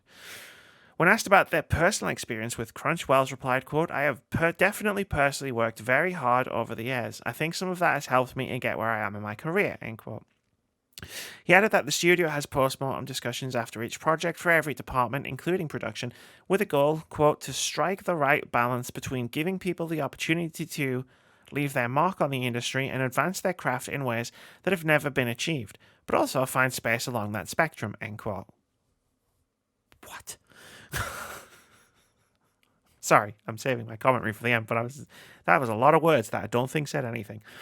Druckmann said Naughty Dog wants to prevent burnout at the studio and has created working groups to identify areas of improvement in the studio, while Wells noted a focus on increasing the number of directors and leads to better monitor employee well-being and take feedback. Moody, I'm going to be honest with you, I didn't read this entire article before I put it in here. Like, I just read some of the quotes on Twitter, and I'm having a meltdown with some of this right now. we are going to have an spicy discussion. Sorry, let's continue. When asked if unionization might be a possible solution, Wells said he hadn't thought about it much and wasn't sure it would solve anything. Quote, to Neil's point about making sure that everybody is able to work as hard or as little as they want, we've got to create an environment that allows that. Wells said, if we had some sort of restriction where the clock strikes 40 hours, the servers shut down and you can't work anymore, that would frustrate people to no end. There are people who really want to put in the extra polish on their own volition and they would feel handcuffed. End quote. Druckmann said Naughty Dog has tried such measures in the past, forbidden work past a certain hour or on Sundays, but they were edge cases. Quote, when you try to have a silver bullet like one solution, you're always leaving someone behind, he said. That's why we feel like we need multiple solutions. We have to approach this from multiple angles, end quote. Naughty Dog's crunch issues have been well established over the years. Uncharted 3 creative director Amy Hennig has said she worked 12-hour days, 7 days a week for the entire decade she worked at the studio, and Druckmann himself said Uncharted 4's central theme of passion versus settling down was inspired by crunch. More recently, Naughty Dog's crunch culture was the subject of a Kotaku feature last year, with one employee saying that when the studio hires people, it specifically looks for those with the drive to work longer hours for marginal improvements to the game. Months later, Druckmann told GQ magazine that Naughty Dog doesn't, quote, doesn't try to babysit people, but acknowledged it should put some guardrails in so they don't injure themselves. I don't think we could prevent them from working hard and still making the kind of games we make, end quote. I'm not gonna Okay, lie. there's a lot. I was having a meltdown. I had read some of the quotes on Twitter, but like I hadn't read the beginning of the story. I was having a fucking meltdown. Like, So there's a lot to talk about there and to dissect. So, first thing first. Okay, let's just be frank here, ladies and gentlemen. Let's just get straight to the point. Crunch is stupid, and nobody should do it. There. Welcome to my TED Talk. Second, unionization is inevitable, games industry. It's going to happen if you like it or not. As much as you've got idiots at Activision bringing in the unionized busters law firm, it's still going to frickin' happen. Back to Naughty Dog. I love Naughty Dog games. I'm going to be honest. I've loved practically all the ones they've been put out over the last decade or so. Since basically the start of Uncharted, I would say, for me. Since like from then onwards, I think they've done nothing but brilliant games. For me personally. Yep. And I am a strong component. I am strong to the component of say, yes, if you want to get somewhere in life, you should work hard. There's no doubt about that. That is a fair analogy. Fair analogy. We are no longer in an era or lifestyle of where it is okay to crunch in any work life. We're not there anymore. It is moving past that. And we're now getting hopefully to a start where things will start properly getting sorted. Still looking at you, Activision, Blizzard, and Ubisoft. Some of the quotes here are absolutely stupid and ridiculous, right? To the part of like, where's one of the ones that he says, like, isn't it like... He just throw a dart and pick one. They're all ridiculous. Yeah, that's true. It's like, it is... I'll just say this right now. Wells, it's down to you to make sure that your staff do not crunch. Right. They are there to do their hard work. There's no doubt about it. And I think because they are there at Naughty Dog, they know they have to do hard work. Even if they didn't know that, they still do hard work. But it's your job to manage it, to make sure that they do not crunch. If the end of the day, if Last of Us Part 2 needed a fucking another year to make sure your staff didn't have a good life and do throughout a good game, I would have happily took that. But that's neither here or there. It was clear when the whole article from Kotaku came out last year about how their crunch culture is. There is no proper management structure there to properly manage this, and it clearly looks like they haven't sorted this yet, which is incredibly annoying, incredibly worrying, and they've chosen to learn nothing. Yeah, is what I'm getting from this article. Yeah. They've clearly chosen to learn absolutely nothing. And Neil Druckmann, you may be sometimes one of the smartest people in the room, but you can also say some of the stupidest things in the room at the same time. Of like, we have multiple jobs now, or directors, or whatever. Right. Or can I stop there and focus on that paragraph? Because that paragraph blew my fucking mind. Like, one thing I want to say is, I'll back you up. You are 100% correct. It is management's jobs to look after the well-being of their employees. If you are not doing that, you are failing as a manager. And I don't care if you're Neil Druckmann of Naughty Dog, who made The Last of Us. That's a failure, and that's on you. Not on your employees. It's not your employees to make sure that they're looking after themselves. It's on you to make sure that your employees are looking after themselves. The paragraph that really got me, and there's all of them really got me, but this one I hadn't read before. Druckmann said Naughty Dog wants to prevent burnout at the studio, blah, blah, blah, while Wells noted a focus on increasing the number of directors and leads to better monitor employee well-being and take feedback. That's the opposite of what you should be doing right now. You don't need more managers. If you need more managers, something has gone dramatically wrong at your studio. You need more employees so that they don't have to work as long, making admittedly, technically, incredibly mind-blowingly awesome games that don't need to be as mind-blowingly awesome as they do to still be amazing games. Like, how do you look at the situation that we reported on this podcast last year about the crunch on The Last of Us Part 2 and go, you know what the solution is? More managers. How did the More fuck? cooks in the kitchen. How the fuck did that happen? What the fuck? But then I have to then start questioning Sony. What the hell are you doing in this situation? Sony don't give a shit. Because they own it. At the end of the day, Sony own Naughty Dog. They're the bosses of Neil Druckmann, for God's sakes, and the management that they have there. So they're clearly not organized. They're clearly not looking after the situation either. So, like, but not only is Druckmann and his management team, and but Sony are also at fault here because they're not looking after these people either. So it's like a double-edged bloody sword for both Sony and Naughty Dog here, that making themselves just both look like idiots. Like, this is gonna happen again.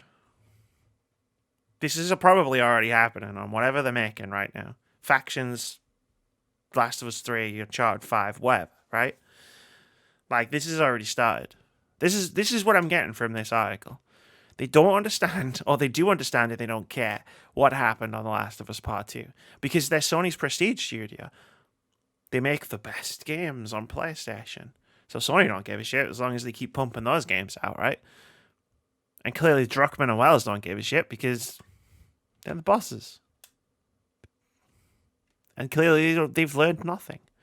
So 3-4 years down the line, when whichever fucking next Naughty Dog game is coming out and Kotaku or Games Industry or Eurogamer or someone's got the story where it's like, hey, remember The Last of Us Part 2? They did it again. We'll be talking about that. We'll be here talking about that again. Because nobody's learned anything. That's what I'm getting from here. It does sound like that. And it does really sound like that Sony need to step in and like just throw in a manager to oversee this properly and just say, yo, Druckmann, you guys pretty much, you create the games and everything like that. But you sir, or madam, or whoever, you make sure that the people below them and everyone else is not killing themselves to create this game. I fucking hate this. I appreciate there's deadlines that you need to hit, but it's also you have to appreciate that staff can burn out. And the longer you make staff crunch, the longer your delay is going to be for a game. It's just going to be facts because they're going to burn out so fast to try and get things as quick as fast as possible. You're going to hurt them, and you're going to make them want to leave, and you're going to make them bloody think maybe not want to be in this industry anymore. And if they leave, that's going to put you back even more because you're going to have to bring in other people to replace them, and vice versa. Yeah, you're not wrong. Personal anecdote time. I actually did once work a job where I used to work sometimes hours? Like 40, 50, 60. I think I did clocked at 80 hours in a week once. It's 12 times 7. Mm-hmm. That many hours. 12 times 7. I did that many hours on multiple weeks. 84. Great. 84 hours. That's just 84 hours of my life I'm never getting back. Now, like, I'm not here to talk about that job. I'm not here to talk about any job in depth, but I not recently, like in the last few years, went from working 40 hours a week, full-time hours, to 4 days a week, 5 to 4 days. And I'm more productive. I probably get more work done in 4 days than I used to do in 5. Because it turns out rest is very important for the human body and mind. Hell yeah. Like we're going off of chances. Like this is just in general jobs in general. But like Scotland, I think they're going to try a 4-day work week. 4-day working weeks are amazing. Like they're talking about fucking 40 hours. People would be up in arms if we just did 40 hours a week. I guarantee you, the people that you're currently putting through the fucking meat grinder, if you force them to work 40 hours a week, they'd probably thank you for one. And number two, they probably do better work for you. Hell yeah. Like, I left an industry because it basically crippled me. Not physically or anything like that, just mentally. It mentally exhausted me. And that's the hospitality industry. I'll never say anything good about it at all. Never do. My partner works in hospitality still. She loves it still. But it's crippling, and I'm just like, what the hell? And like I've said on multiple occasions, like the hospitality industry right now is going through a heck of an ass kicking right now. Sure is. A heck of an ass kicking. And I'm not going to lie, partly deserves it because of how it treats its staff. How it treats its staff is disgusting. You're second-hand citizens. You're not even second-hand. You're third-hand citizens when you're in hospitality. You really are. And like some of the things you see online about chefs and how chefs are and everything. Oh God, I've got some horror tales for you when it comes to chefs, man. It really is disgusting. And like hospitality may be one of the biggest industries in the world, but it's also one of the most disgustingest in the world as well. And like it's having its ass kicked right now. So I hope it survives and everything like that. Video games needs its ass kicked right now. Yeah, that's the same thing. The video game industry needs its ass kicked right now. No offense, I love Neil Druckmann. You need your ass kicking right now with the stupidness you're saying right now. Wells, same for you. You're gonna cripple your staff. It's facts. It is absolute fact. We've read the stories. Yeah. We already know you're making them work ungodly hours and hurting them. You gotta stop this. You gotta stop this. Like I'll say right now, when I'm looking for a job, I go through the things and everything like that. And if they don't have the things on that I was literally expecting to see on it, work up flexible hours, no crunch, your proper holidays, vice versa, and etc., then I won't apply for you at all.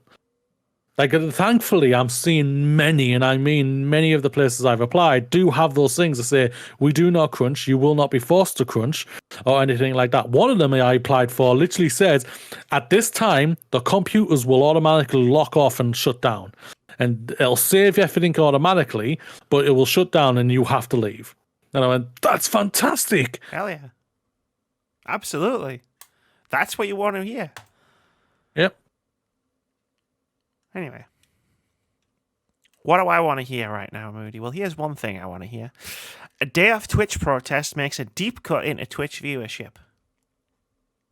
So did it actually? I'm just going to take a moment. It really did. I'm just going to take a moment to bask in it.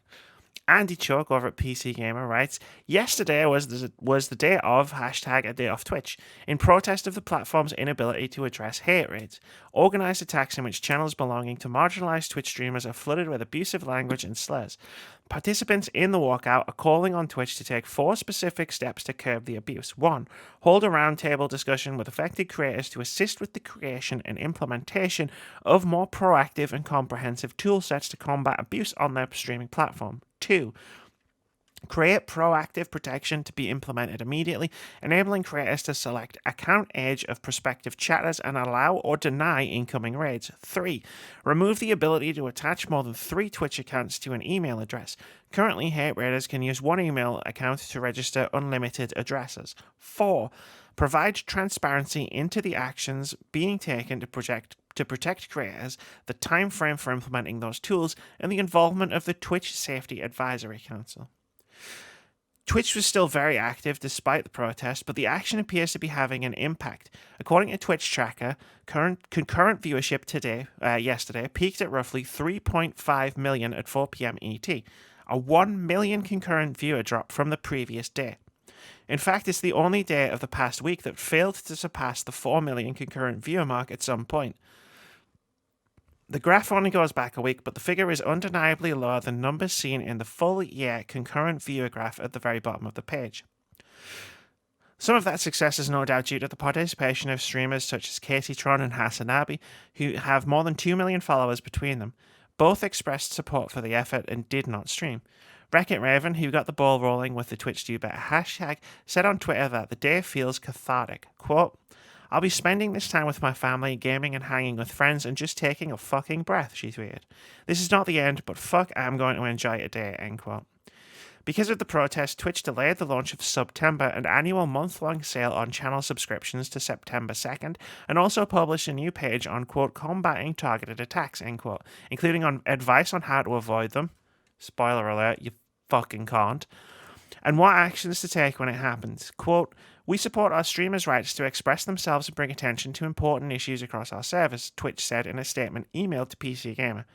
No one should have to experience malicious and hateful attacks based on who they are or what they stand for, and we're working hard on improved channel-level ban evasion detection and additional account improvements to help make Twitch a safer place for creators, end quote. Do it. Literally, Facebook Gaming does this better than you, Twitch. Facebook. does this better than you. What the fuck are you doing? It's been almost a month since this was highlighted. And it's getting worse. Now, what was awesome yesterday was seeing how few channels I follow on Twitch were live yesterday. That was great. I barely got any notifications on my phone. I would check in on the app every now and again, and maybe one channel would be streaming.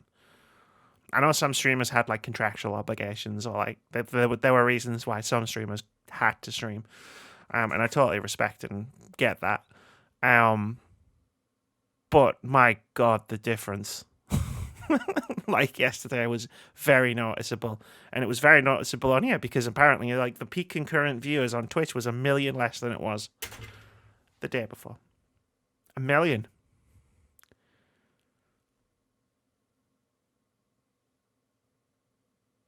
That's great. Impressive. There's no doubt about that. That's impressive. It's a good start. It's more impressive than the number I thought that was going to happen. I didn't think they would hit 1 million. I'll admit that right now. Oh God! I'm not ashamed to admit that. I didn't think they would hit 1 million. It was going to have this big of an impact. Absolutely not.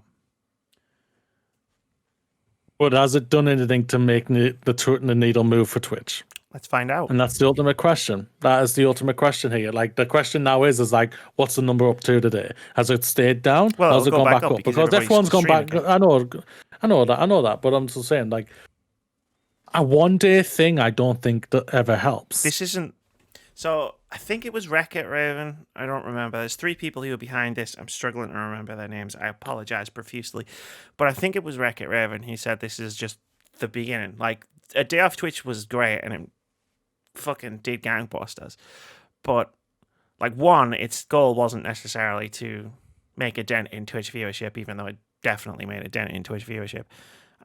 So much as to prompt the discussion, which it definitely did. But this is if Twitch refused to fucking start trying to fix hate rates, this is just gonna be step 1 or 2 or 3 or whatever step we're on right now. Sorry to cut you off there. You can go now. Sorry. No, it's fine.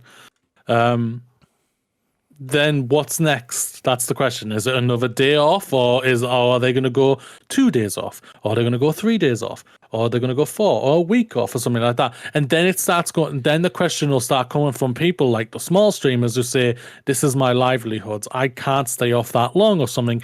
Because I'll just I bring up one of our friends.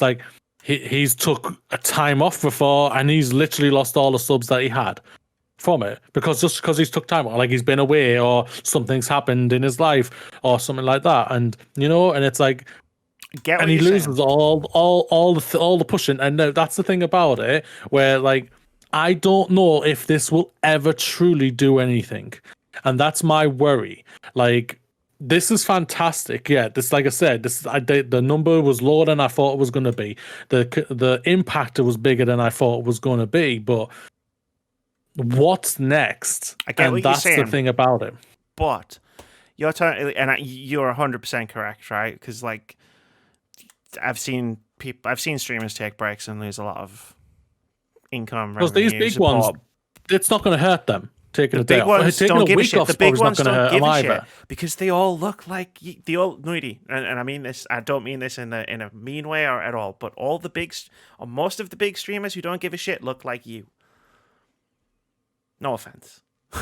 I meant the big streamers who took the days off. That's what I meant. The big streamers who took the days off took the days, because they wanted to support it. That's cool. Whatever. Yeah, but whatever the hit. But they could take that off, and they could take a week off. I've literally seen not big streamers, small streamers. I'm talking small streamers here. I've literally seen them try to stream for 3 hours and be constantly hate rated. I know. They're not making any money because they're just sitting on a start screen of a game, getting. I know. We talked about it last week. For 3 hours. I know we talked about it last week. That's the only thing about it for me. It's I don't know what's next, and that's my worry. It's Twitch and Amazon are just well, you took you give us a bit of a hit, but how big is it actually going to be? Type of thing, and that's the more worrying thing. Oh, I agree. Hopefully, it does actually do something. There's no doubt about it. And I'm sorry if I'm coming across a little bit less pessimistic, very pessimistic towards all this to everybody. But it's just we've put Amy, you and me, over especially the last 4, 5, 6 weeks, have been talking about crap on crap on crap on crap, and we've barely seen anything happen. And I can appreciate it takes time. Sure does. No offense, these are billion-dollar flipping companies. It shouldn't take time. They want it to take time for us to forget. That's the difference. And that's what I'm thinking that's going to happen with this. And that's my worry. Agree to a certain point. That's fine. Not everyone forgets, is what I'm trying to sort of get at. Where it's just like the thing about this versus, say, Activision Blizzard or Ubisoft, which is starting to become largely forgotten again amongst the masses, let's say. Thanks, content creators, for that. Yeah, thanks for that, by the way. Is with this, it's constantly affecting a lot of people.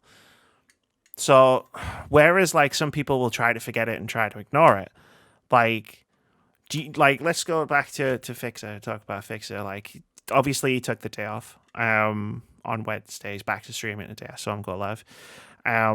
He's gonna get hair rated again. And like, I'm sorry, and I don't want that to happen. And I'm not saying definitely not, but he is gonna get hair rated again. We've come close to being IP farmed, like a couple of times when I've been streaming. Like, this is gonna happen again, and when it happens again, he's gonna talk about it. It's happening to a lot of people constantly on Twitch, which means that the conversation is never actually truly going to go away. The only way people can forget about it is if they want to stop seeing it.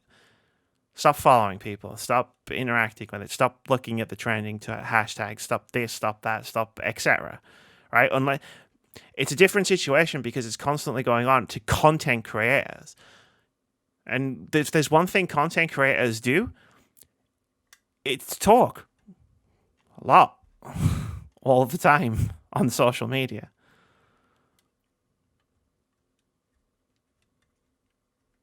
So while I think you're right, I also think you're wrong at the same time. Does that make sense, right? It's yes and no. It's both.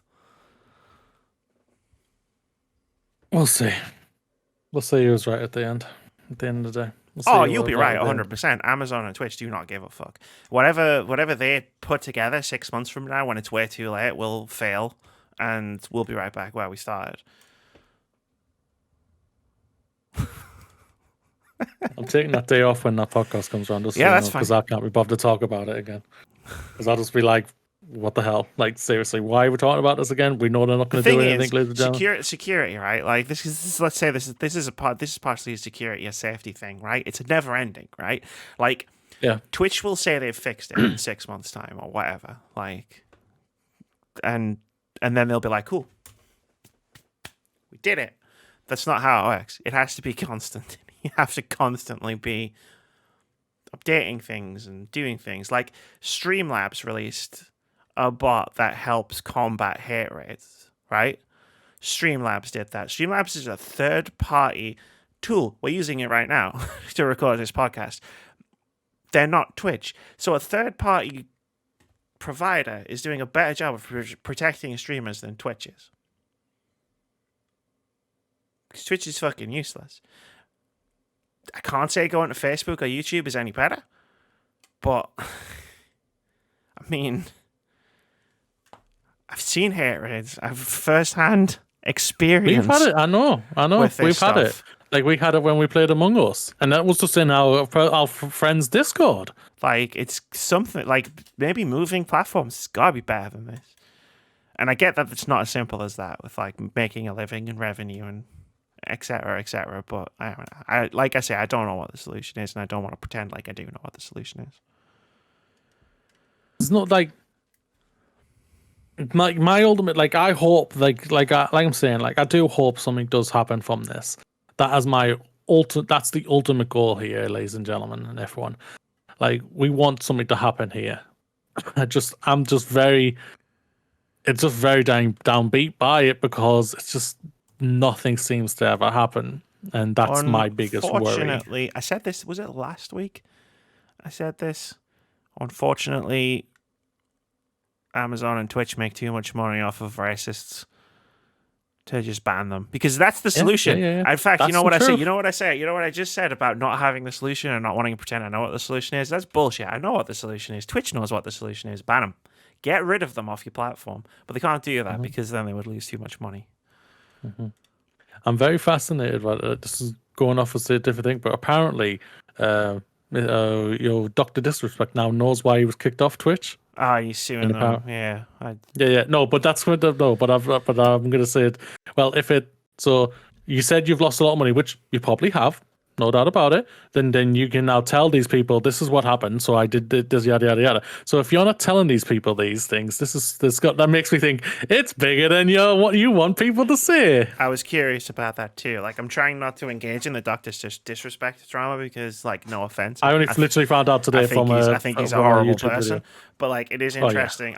He probably can't, like, in fairness, he probably can't talk about it if he's suing them, because that's how lawsuits work. But like, it is interesting that you went, I know why, and someone went, why? And he went, I'm not telling you. Well, it's eventually going to come out. It's going to come out after when the lawsuit happens. Yeah, that's how lawsuits work. Remember Apple versus Epic? We got 3 podcasts out of that fucking everything that came out of that lawsuit. Yep. Okay, I'm going to read some. I started doing this last week. I didn't do what I did last week, where I typed everything into the doc. I'm going to open the Twitter account because it's much easier. Where I'm going to read some of these a better Ubisoft tweets. So still waiting, Ubisoft, before you start. Yes. Still waiting. Yes, we are. Still waiting. Was it over 30 days now? Well, it was 22 days last week. No, it was 22 days 2 weeks ago. So it was 28 days last week. Yeah. So it'll be like 36, almost 40 days now without doing anything. Yep. Or doing it or saying anything. So, 1,000 current and former Ubisoft employees signed an open letter on July 28th in solidarity with the Activision Blizzard walkout, demanding that their management take far more action to end abuse in Ubisoft and the wider industry. The A Better Ubisoft Twitter account has been posting every day, anonymously, reasons that they received for why people signed these letters, and I want to read them on this podcast because I think they deserve to be read, and I think people deserve to hear them. So, here they are. Number 1, quote. I'm not going to say quote before everyone. They're all quotes. That's just unwieldy. I don't know why I did it. Number 1, a year after our studio's listening session identified multiple areas of concern, no visible action has been taken on a single one. Number 2, I don't have any trust in our HR teams to solve our workplace issues. There's been little to no change in global and local HR leadership. Abusive behavior has been going on for years. Investigations are still being rushed, and employees taking a stand and asking for accountability are being intimidated by the HR rep. Number 3. Among other things, I saw a director instruct someone to create a slide with the giant text saying "Big Black Cock" to present to Ubisoft senior leadership. Number 4. I was told I was creating a toxic work environment by calling out racism. Number 5. We've been told over and over again that change takes time. We've been hearing that for a year now. A year. Number 6, management are not listening to us internally, so we're forced to call them out in public. Number 7, strap in. I heard an executive defend the overwhelmingly white male and abusive editorial team by saying that if there was a, quote, qualified female Korean handicapped lesbian to do the job, they would hire her, but that person doesn't exist, end quote. That was during a North American-wide meeting. He's still in position today. Not worth talking about anymore, apparently. The Ubisoft one was ignored months ago. But no, yeah. Still waiting, Ubisoft, get your finger out your ass. Right, like I say, we will not be covering your games until you start sorting your shit out. Probably not even then. Sorry. I don't like them. That's fair. You might, though. No. If something comes out, I'll say right now, if something comes out that in solidarity that they have truly sorted things, and this goes for Activision Blizzard as well. They come out and they say they are truly sorting things. I don't believe they will. Let me just say this for a fact. But if they actually do, and people and the developers come out who work there and say, yes, they've actually done things, blah, and everything, and it's fantastic, I'll probably start playing their games again. I won't deny that. Right now, I can't play Avatar, and I want to play Avatar because it's Avatar. That's going to make $1 billion next year when that movie comes out, ladies and gentlemen. Facts. But I'll stand by what I said though. If the shit's still shitting like hell, like Ubisoft, which I think it'll still continue to will be because you've got the idiots in charge there. I won't play any of those games, and the same goes for Activision Blizzard and everything. So like, I'll happily companies are allowed to change. Companies are allowed to get better. Yes. You can still have that stigma behind you. There's no doubt about it. But learning from your mistakes and everything, that's the biggest thing. But we all know they aren't going to do that. Yeah. And we here at this podcast obviously stand in solidarity with the developers who work at Ubisoft and Activision Blizzard.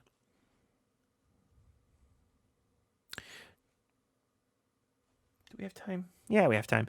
Sources: WWE 2K relationship seriously strained. This is from Michael Straw over at Sports Gamers Online. He writes, "It was revealed on Saturday evening, probably a couple of weeks ago at this point, during WWE's SummerSlam event that 2K Sports made the decision to delay WWE 2K22 until March 2022. That's a lot of twos. The decision has seen mixed reactions from fans across the internet. That actually is a lot of twos. But that's not the only place having issues with the delay. Speaking with multiple sources at 2K Sports, developer, Visual Concepts, and beyond, there have been quite a few high-level decisions causing concern among teams. SGR has learned that there's been infighting regarding the direction of the game.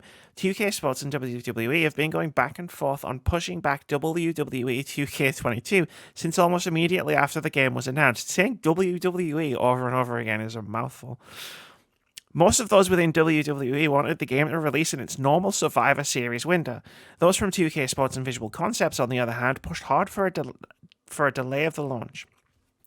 One of the reasons given to us, to the outlet, was the sheer amount of releases over the past year. The team has been working on scanning wrestlers and building new character models pretty much from the ground up. Well, a number of superstars built were on the release list.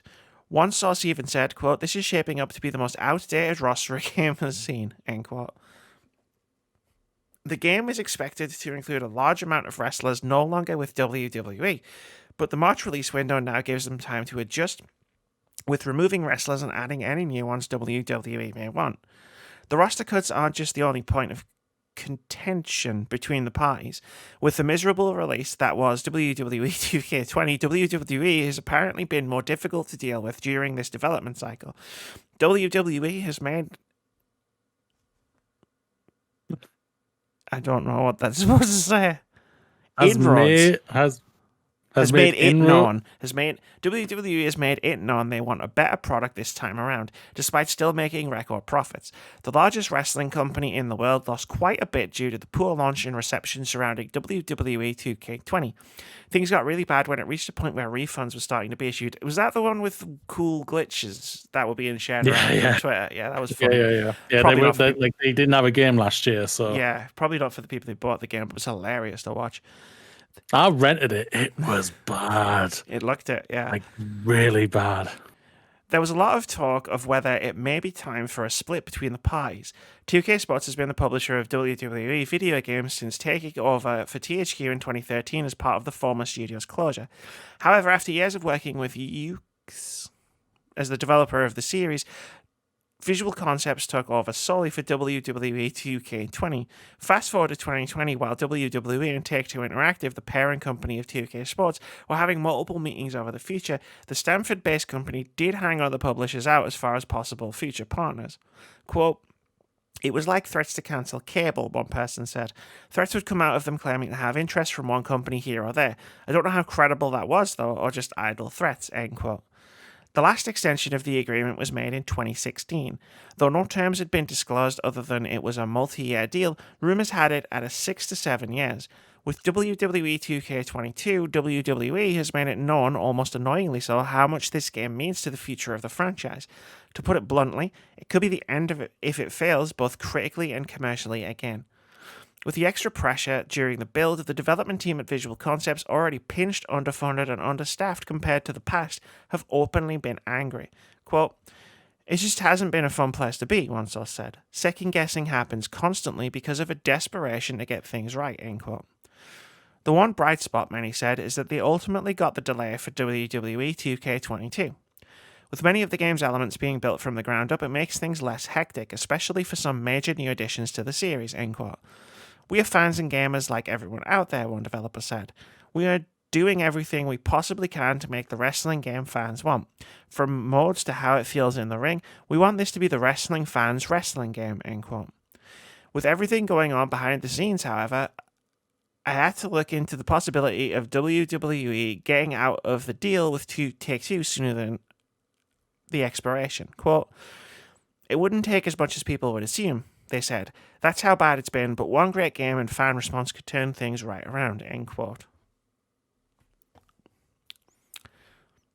WWE. This is absolutely a crazy to think. Like I don't know who to feel for, and I don't think I actually feel for either of them because one, WWE are I'm just going to say a bit of a deplorable company in itself, as they fired or released hundreds and hundreds of people during the pandemic. Well, we're still in the pandemic, but during the heart of the pandemic, when they recorded record profits. That sounds familiar. Yep, no doubt about it. But then you've got 2K, who at the end of the day threw out a diabolical product in their last game in 2021, like or 20 whatever game it was. Was yeah, it? No, 2021. It was the end of 2020, I think. Yeah. It was a broken mess. It was absolutely terrible. I mean, it was really garbage. So I understand where WWE are coming from to the point of that. Yo, if you don't make a good game, we're going to probably look somewhere else. But I also understand where 2K are coming from is like saying, yo, you've released half your staff, guys. Like, you're going to have the most unbalanced roster of all time, out-of-date roster of all time. So we need to delay this game. But we want to come out in Survivor Series. But we can't. No, we can't. Because you're going to have people in there who are probably going to be on a different company who are probably thriving in AEW and everything. So like neither of them are in a good place here, so I don't really care who's right and who's wrong here. At the end of the day, if WWE, if you are looking to find another company, you ain't gonna find Yucks, because I'm pretty sure they're making AEW's game.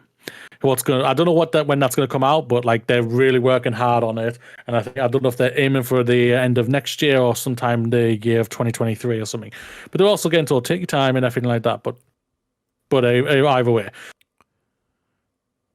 WWE games for a long time for me have been absolute lot of garbage. I'm just going to be frank there. They haven't been the best. Yes, I know they always sell very well because WWE aims itself at a child-friendly audience. So these are games that are very child-friendly for a lot of people. So that's going to work well for them. But yeah, WWE, I'm not going to lie. If you leave 2K, your next game's probably not going to come out until 2024, give or take. Never really understood. I mean, I have because money, but I've never really, like, from a quality perspective, I've never really understood the whole yearly sports game releases. I mean, I get it back in the day when there was no like connection, right? You know, you couldn't just update a game. Like, I kind of get it then, but it was a lot easier to make a video game in a year. In the olden days, but like now it's just like I don't get the whole like we got to release a whole new game every year.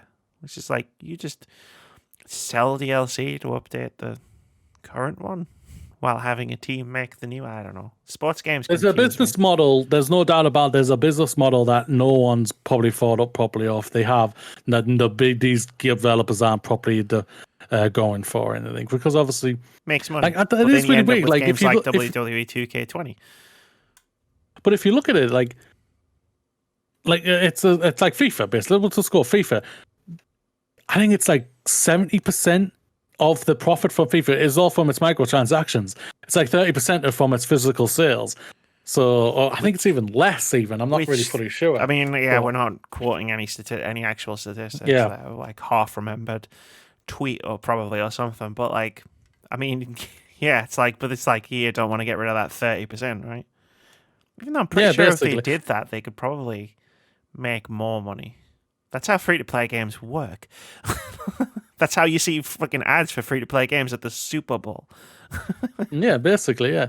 I'm not gonna lie. It says March, so that's telling me it's gonna come out. I know this means nothing to you what I'm gonna say, but this sounds like it's gonna come out. They're gonna aim for WrestleMania, which you actually think about is probably gonna be the biggest time for it, because that's the biggest pay-per-view for WWE. So dropping that with WrestleMania, that's gonna be the biggest push for them. I can understand they want to drop it for the holiday, but dropping it for WrestleMania is going to be just absolutely fine. With how video games sell these days in the year, basically it's like every month always has a big, quote unquote, big-ish game that comes out that sells incredibly well. So the sports this game's going to do fine as long as it works, I guess. Yeah, as long as it works, that's all that matters at the end of the day. March's big selling game will be Breath of the Wild too. Oh, the largest game next year is going to be Call of Duty. I meant March. I said March. March is bigger. Oh, March. March's biggest selling game will be Breath of the Wild too. Just so it can come out at the same time as Horizon, like last time. No, Horizon's February, isn't it? Is it? Oh, then February's biggest selling game will be Breath of the Wild too. Ruined my own joke. Look, all I've learned today from this podcast is that apparently sports organizations are bad. Because I've learned that the FA sucks, and I've learned that WWE sucks. And the only thing I know is that I'm probably, after reading that article, probably going to go to sleep saying WWE.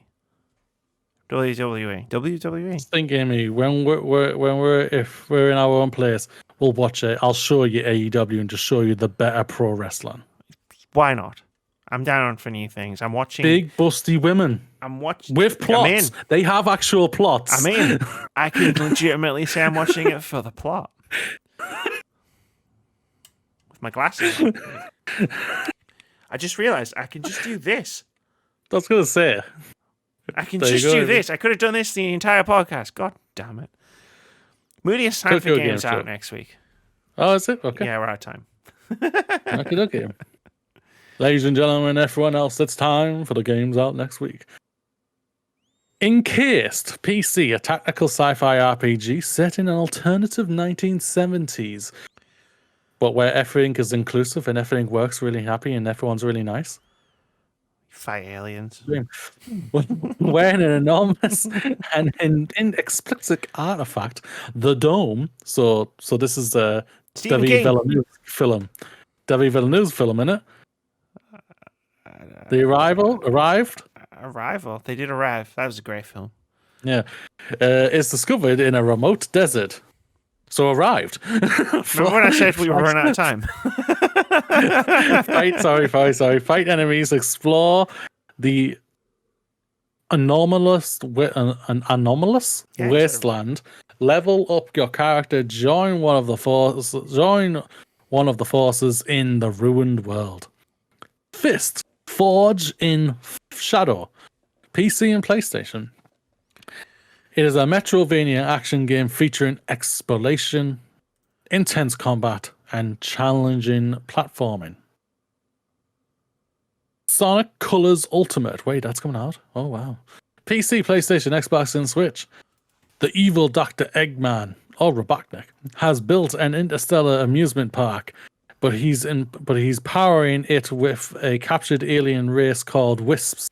Use Sonic's speed to free the Wisps and gain an amazing powers as they explore 6 unique worlds filled with hurdles to overcome. Now with stunning upscale visuals, additional features, and features a new game mode and enhanced gameplay. It's the ultimate Sonic Colors experience. See what you did there? Sega. Dull Grey is an award-winning visual novel about growing up. Experience an emotional story of a mother and a son in a dystopian world. Make simple but meaningful choices and discover multiple endings. Will you see your story unfold in full color? But it's Dull Grey. Final Fantasy IV Pixel Remaster, PC, and the mobile. Final Fantasy IV comes to life with completely new graphics and audio, a remodeled 2D take on the fourth game in the world-renowned Final Fantasy series. Enjoy the timeless story told through charming retro graphics. Legacy of Dice. It begins. It begins? Okay. Legacy of Dice, PC, is a dice-based survival city builder set in a mysterious ring world. Your ship has reached the shore of an uncharted continent. Roll and use your dice to gather resources, expand and defend your settlement, survive the winter, and interact with the strange inhabitants of this eerie world. Artful Escape, the Artful Escape, PC, Xbox, and Game Pass. A teenage guitarist prodigy sets out on a psychedelic journey to inspire his stage persona and confront the legacy of a dead folk legend. Starring voice performances by Michael Johnston, Carol Kingland, Linda Headley, I know her, Jason Schwartzman, Mark Strong, and Carl Weathers. I know some of them. Ultra Age, PlayStation and Switch, is a high-powered sword-swinging action game set in the far future that follows the story of a young warrior age. Use your blades to cut through robotic and mutant foes, explore futuristic locations, and unravel a vast conspiracy concerning the fate of the planet. Blood Raven Betrayal Fresh Bites. PC, PlayStation, Xbox, Switch, and Stadia. Original developer Way Forward upgrades its 2011 classic with new voice acting by Laura Bailey and Troy Baker. I know them. Sharpened visuals, rebalanced gameplay, run, jump, cut, and feed your way through a massive underground castle to confront Raven's father at the behest of the Brimstone Society. Smegging L is a lot. So I said Kraken Academy PC. Make friends, free spirit, and make sure that the world doesn't end.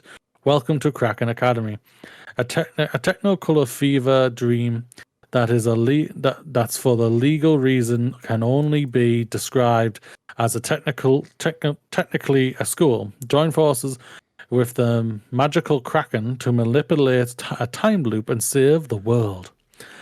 Life is Strange, True Colors PC, PlayStation, and the Xbox. Alex Chen hides her curse, a physical power of empathy, the ability to absorb the emotions of others. When her brother dies in a so-called accident, Alex must embrace her powers to find the truth. Lost in Random, PC, PlayStation, Xbox, and Switch. Play the odds in Lost in Random, a gothic fairy tale inspired action adventure where every citizen's fate is determined by a roll of the dice. I've got loads of them. Tales of... Sorry? I've got loads of those. You're gonna like that game. Tales of a... When am I going to play it? That's true. Tales of Arise, PC, PlayStation, and Xbox. 300 years of tyranny, a mysterious mask, lost pain and memories. Wield the blazing sword and join a mysterious, untouchable girl to fight your oppressors. Experience a tale of liberation featuring characters and next-gen graphical extensiveness. Or expansiveness, I think. Expressiveness, thank you. WarioWare, Get It Together, Switch. Wario and Co. return with a madcap mashup of multiplayer microgames in WarioWare. Get It Together for Nintendo Switch. This time, two players can team up to tackle hundreds of quick and quirky micro games together. And last but not least, NBA 2K22. PC, PlayStation, the Xbox, and Switch. Put the entire basketball universe in your hands. Anybody, anywhere can hoop in NBA 2K22. The basketball universe. Sorry, is it? Nah. It's like a Marvel thing. What the hell's Maybe the it's Space basketball Jam. universe? It's just yes, it's got Space Jam in it. Space as well. Jam. Space Jam. It's time for OpenCritic head to head. This is a game we play every single week where we try to guess the OpenCritic average of one upcoming game. Whoever guesses closest gets 1 point. If you guess the score correctly, you get 2 points. Last week, we tried to guess the OpenCritic average of Lake. I guessed it would get a 91. Moody guessed it would get an 82. Foxes guessed it would get a 92. At the time of recording, Lake has an OpenCritic average of 69. Because apparently, a game that doesn't have explosions and violence in it just doesn't jive with the crowd. You can't say that's not a pattern we haven't noticed all year. I don't disagree with what you're saying there. Yeah, I should have known better than to trust You should have. game critics in general. Even when to myself, I was thinking I'm going too high even with 88. Well, to be fair, I could probably when I just knock said- it down to the 70s. To be fair, when I was doing my spiel last week, I did say, look, I shouldn't do this. I shouldn't trust them. But I'm just going to say what I think it's going to be, having played a bunch of it beforehand. And I'm right and they're wrong. That puts the current... I was going to do it this week. That puts the current scores at Amy 17, Moody 13. I was going to say, I'm pretty sure I was Yeah. 12 last week, so yeah. Fox is 6, Keith 10 with 2 draws. This week, we're trying to guess the OpenCritic average of Life is Strange True Colors. Fox's isn't here, so we can't figure out why he picked what he picked, but he picked 71. Moody, what's your guess? I've picked 79.